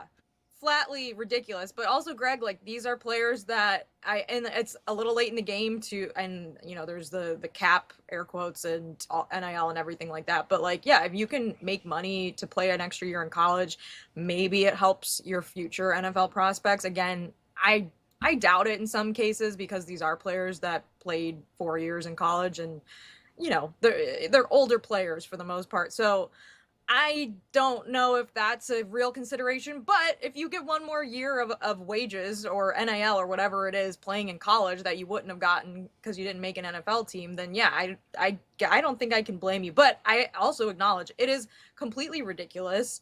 And it sucks that the players are wearing it when this is really just a decades-long NCAA flaw, because as soon as schools started getting millions of dollars for their television rights back in the 80s and 90s, that was when there should have been some acknowledgement that, it's weird that the players don't see any of this money, right?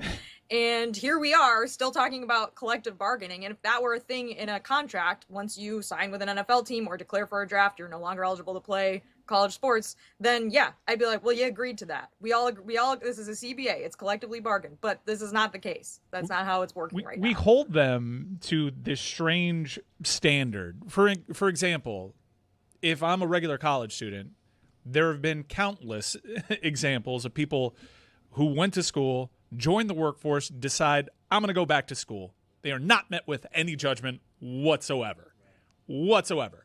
And these people have legal reasons to be like, I can go back. I have more eligibility. I can't, and they're actually getting paid to go. Yet there's a lot of moral grandstanding when it comes with it that is a little unfair when you just compare it to Gen Pop. Yeah, I don't know. The whole thing is obnoxious. But Memphis, UNLV at 10 o'clock on Saturday. Yeah, so that's what I'm excited for. We have an ongoing storyline, all right, that has come from this Daquan Wright, Cleveland Browns, LSU situation. And I want you to follow along here with us, Jess. On Monday, all right, we heard from Todd Monken, who the head coach of the Cleveland Browns, who spoke about this Daquan Wright situation. At this point, they'd put him on waivers, and if he cleared waivers, he was going to, which he did, he would then go and sign with LSU. So here, let me take you back a couple days ago. Here was Todd Monken, head coach of the Cleveland Browns, telling you how he had a missed call from Lane Kiffin. I mean, I don't know what to say. I mean, you know, I wondered why Lane Kiffin reached out a week ago. Now I know. I mean, now I know. I didn't call him back. Now I guess I should have.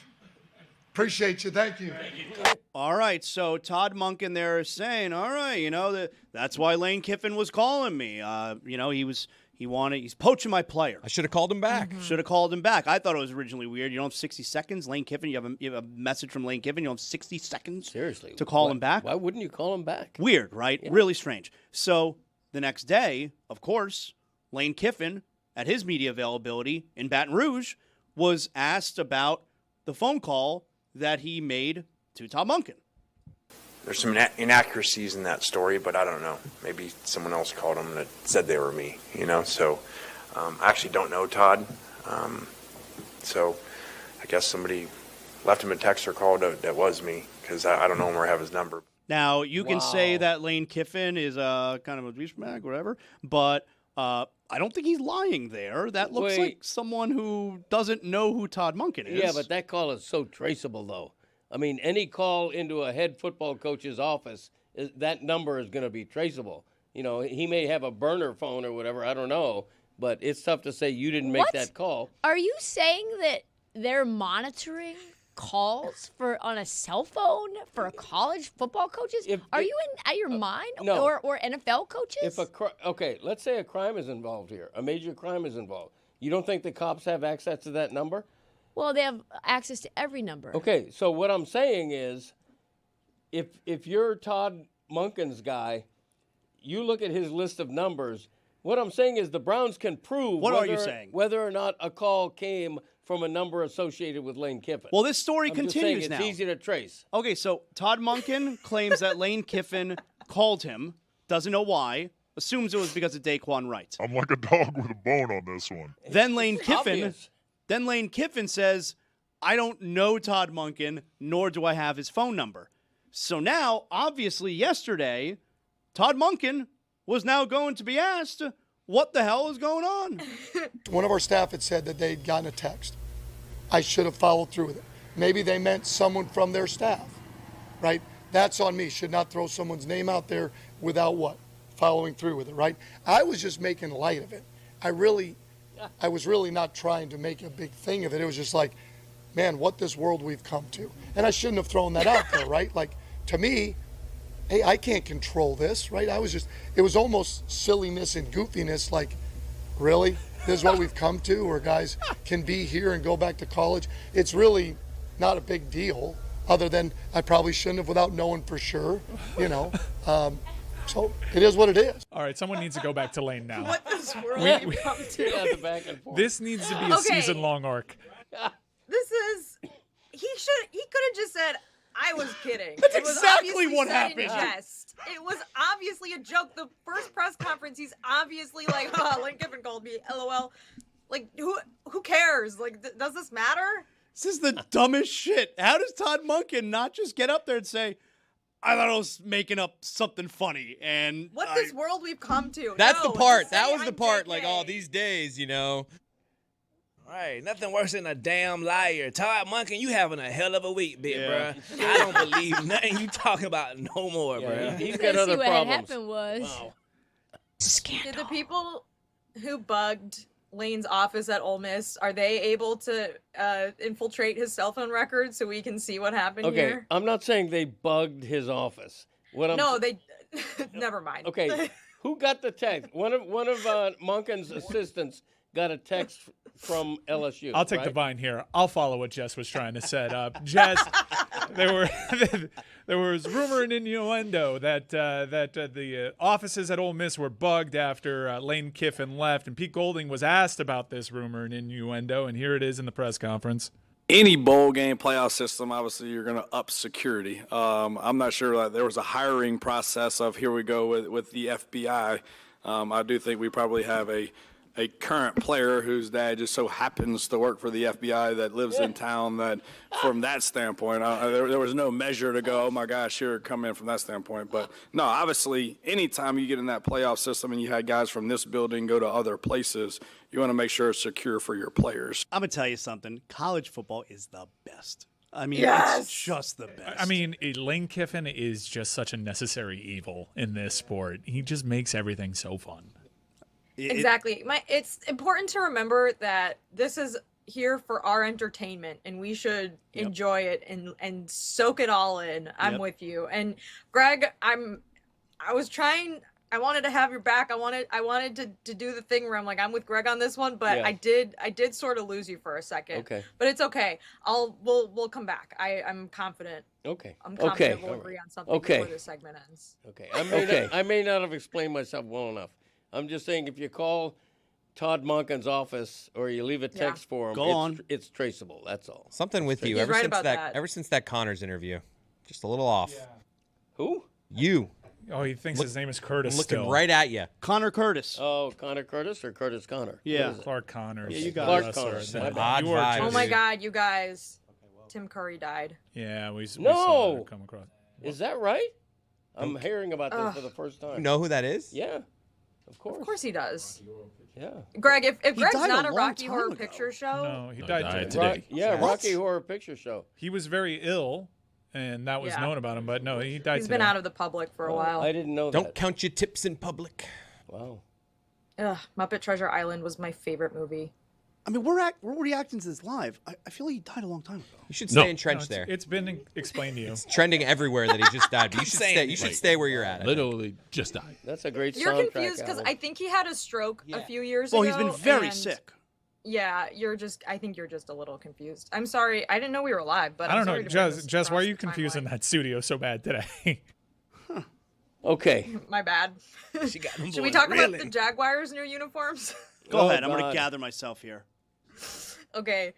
At first glance, you think I don't see what the big deal is. These look fine. And then you zoom in on the pants and they Yeah. are animal print. And I think they're perfect for the city of Jacksonville. They are spectacular. I What do saw you them. think, Greg? I saw them compared to Lululemon. Yes, that's exactly what they look like. I love them. They look like a Lulu print. These look cool. That's so true. Yeah, I love them.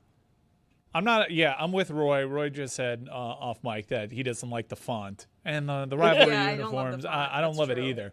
But there is a good uniform here, and it's starting with the pant. Greg? Who named them Bold City? Is that a nickname they just made up for themselves? I've never heard that before.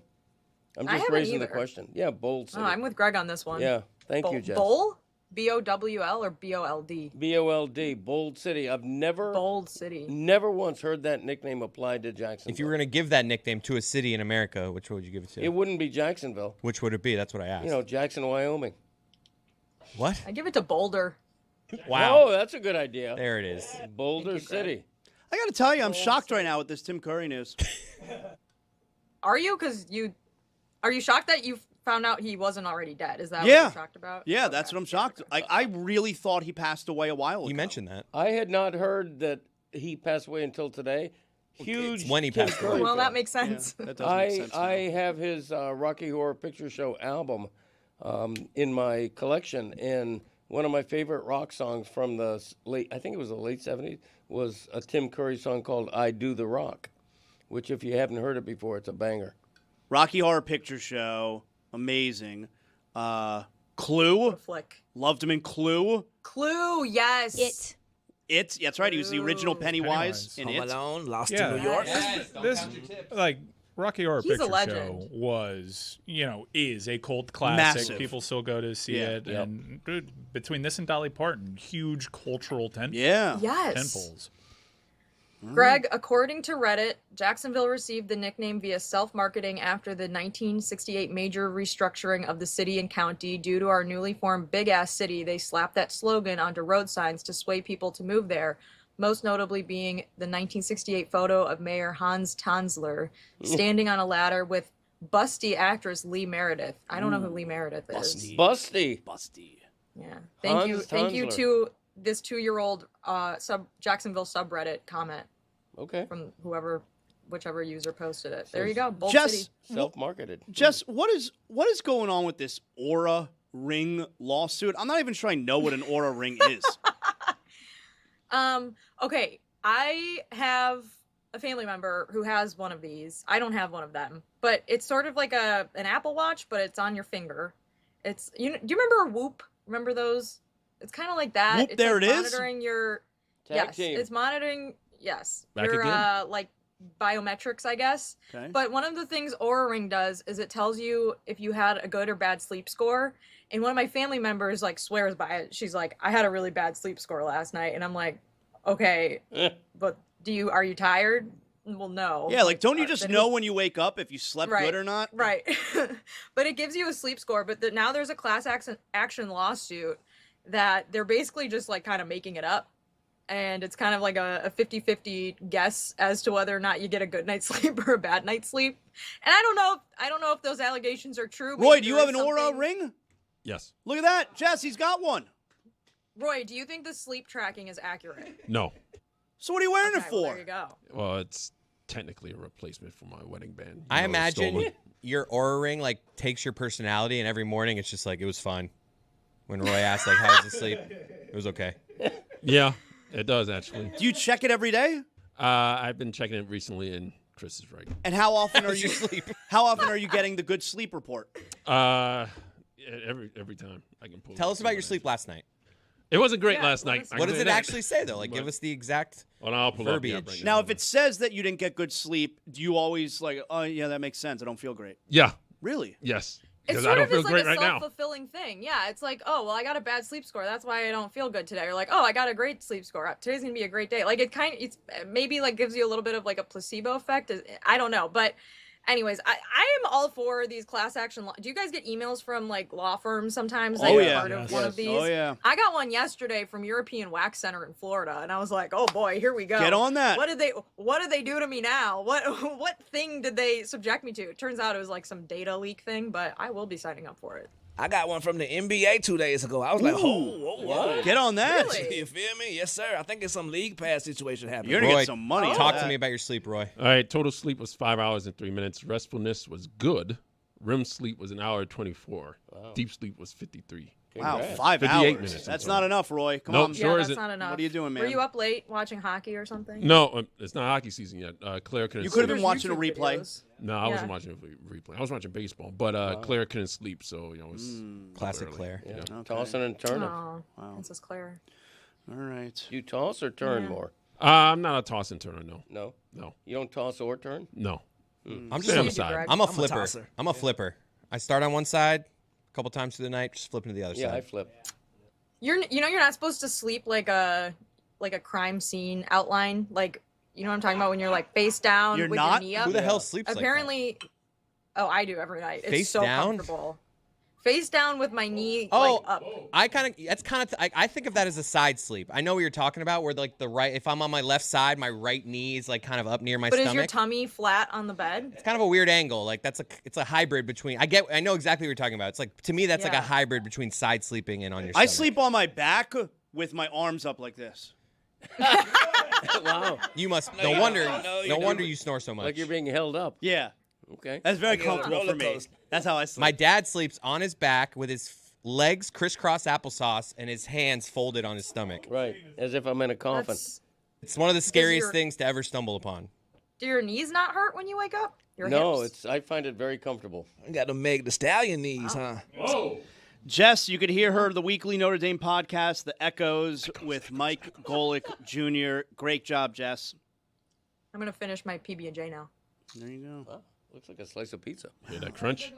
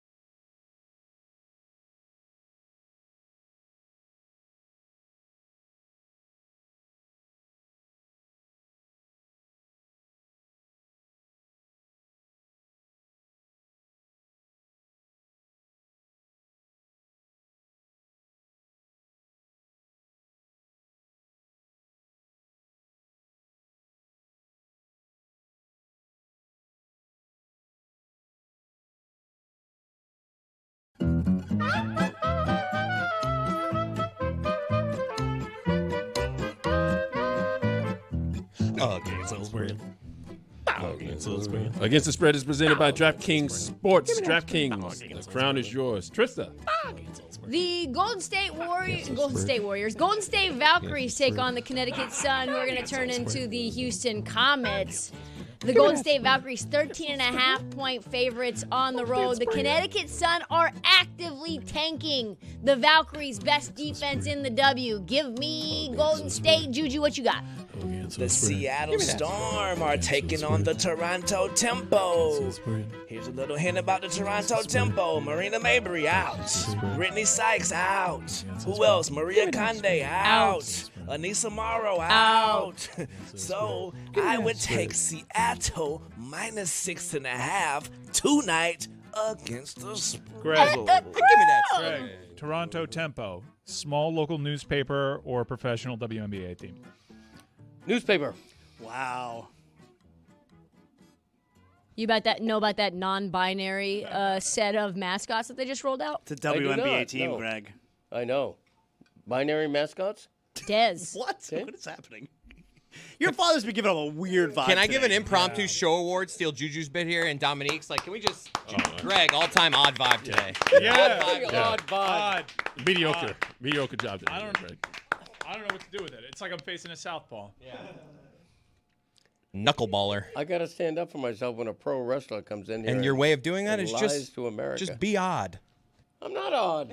All right. I wanted to be on your side. I think the things that he was doing in there, it seemed like he had done his homework with the so on and so forth. I wanted to be on your side. I genuinely did. But you made it so uncomfortable that I reacted as I did. See, he did what you do, which is he expected the blowback, and so he had a story. Oh, I've been saying that since childhood. You think he was lying about the high school when my coach? buddy Jack Smithson and It I was used too. to It was say- too quick, don't you think? He had it right on the ready. Why is it too quick? Rehearsed. What? No, you asked him where he got "We're rolling now, huh?" And Yeah, he just told and, you. and he was ready for the question. Okay. Thank you. Most people are ready for questions they know the answer to. Zagaki. See? Yeah. Give him 2 of that award. Can't put my finger on it. It's just odd. Yeah. Okay. Doing the okay thing. Look at I know. You know what you're doing. You may be right. There we go. As a mentor of mine once said, to diffuse any Was your argument. mentor Billy Joel? See, you just sold Billy Joel. You may Do be you right. Acknowledge Billy Joel. Edwin Pope was saying you may be right before Billy Joel hit the scene. I may be crazy. Okay. I think I figured it out. It's you are unsettled and you know something is amiss, but you can't Nail on the quite head. be vehement in your accusation. He So doesn't you're know. like- Yes. It's like- kind of. I think he thinks like, wait, are you guys making fun of me? He Are doesn't you know trying if to get one over on he doesn't me? know if the joke's on him or if he's in on the joke, and so he's just like, I'm just gonna sit on the outskirts here and be cool. He's not gonna take a quiz, guys. That's true. Very well put. Very well put. Is that even on my list? I don't think that's on my list. It's not. 75? Well, we gotta start over. That did not make the top 70. That's It did. You said it absolutely today. on the list. You said it today. I did? Yeah, That is you said it today. 100% Oh, on good. your list. This happens weekly where he Okay, I'm not forgets sure. ones that are Yeah. on the list. Very good. I'll never forget that one. Let that turn up on pro wrestling and then deny that he's saying it because it was on my catchphrase All right. countdown. I don't like this. Yeah, it's true. I'm not bitter. Okay. You'll watch tonight and get back to us. I will watch it. I'm a wrestling fan now. When's it on? Tonight. There's Tonight? a show tonight. Yeah, what time? 8 p.m. You know what? I can't. I'm watching the latest Ted Lasso. That's on demand. That's available whenever you I want. heard it's good. but we didn't watch it last night, so we got to watch it tonight. Cool. Watch that at 7:30. Yeah, I'll be doing something else at 7:30. Greg, remember when Bill Lawrence was stealing all your stuff and putting it in a rooster? Uh-huh. Everybody's trying to steal from my boy, man. Exactly. Thank you. Did we ever get to the bottom of that? Weren't you saying that like the main character in his show was based off you? Steve Carell. I claimed Was it. a writer Yeah, named Greg. Right, yeah. Who loved the Panthers? I claimed it. And coincidentally, I wanted to get Bill Lawrence has been on my podcast, The Great Cody Show. I wanted to get him on again to playfully talk about that, and he ghosted me. He has a lot going on right now. I wonder why. Salute to our brother Bill Lawrence for his Hollywood star on the Walk of Fame. Yes, Oh, very come on nice. now. Good job. Well Good deserved. job, Billy. Great. You deserve it. You deserved. deserve it. Juju, you got a top 5 for us today? Oh, yes, I do, brother. I'm just like you. When I see a superhero movie on, I'm like, I got to lock in. Sorry, baby. So it made me think of a top 5. Before I say the top 5 list, there was a decision made in one of these superhero movies that I was like, that was dumb. That was big dumb.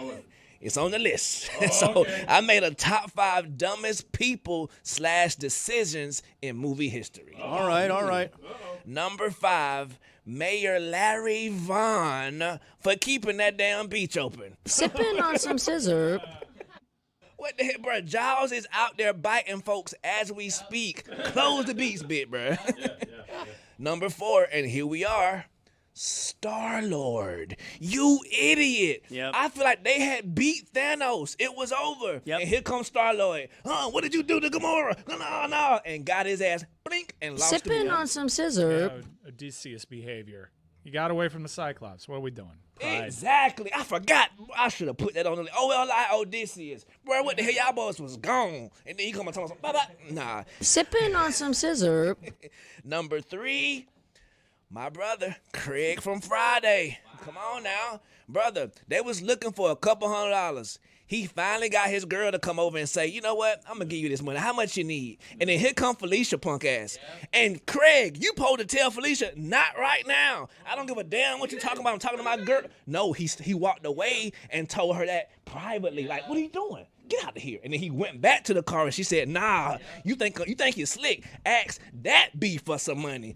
And squad off. Sipping on some scissor. You feel me? Come on now. Number 2, my brothers and yours. Lloyd Christmas and Harry Dunn Dune. Sipping on some scissor. Self-explanatory, all movie. Dumbass after dumbass decision. And the number 1 dumbest person in all of movie history. I'm sorry, I'm an ally. Lois Lane. Sis. Superman just flew your ass around the country damn near, hand in hand, in his arms. The next morning, you at lunch, and here come Clark Kent, and you dumb as it. That's hold on, bro. Wait a damn second. Put a Superman. You Superman.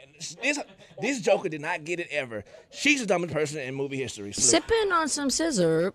There you go. That's a top 5 dumb decisions in movies.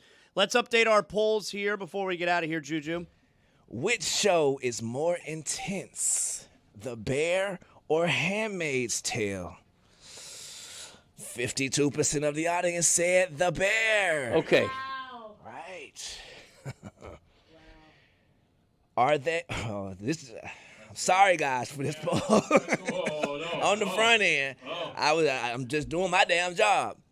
Are there any heavy-set WNBA players? I was surprised we put this one up. Exactly. 58% of the audience says yes. Yeah. Oh, boy. Yeah, you got to be honest. You know? Human nature. Yeah. And the last most important poll, should Zaslow drop the 2.0 from his show title? Wow.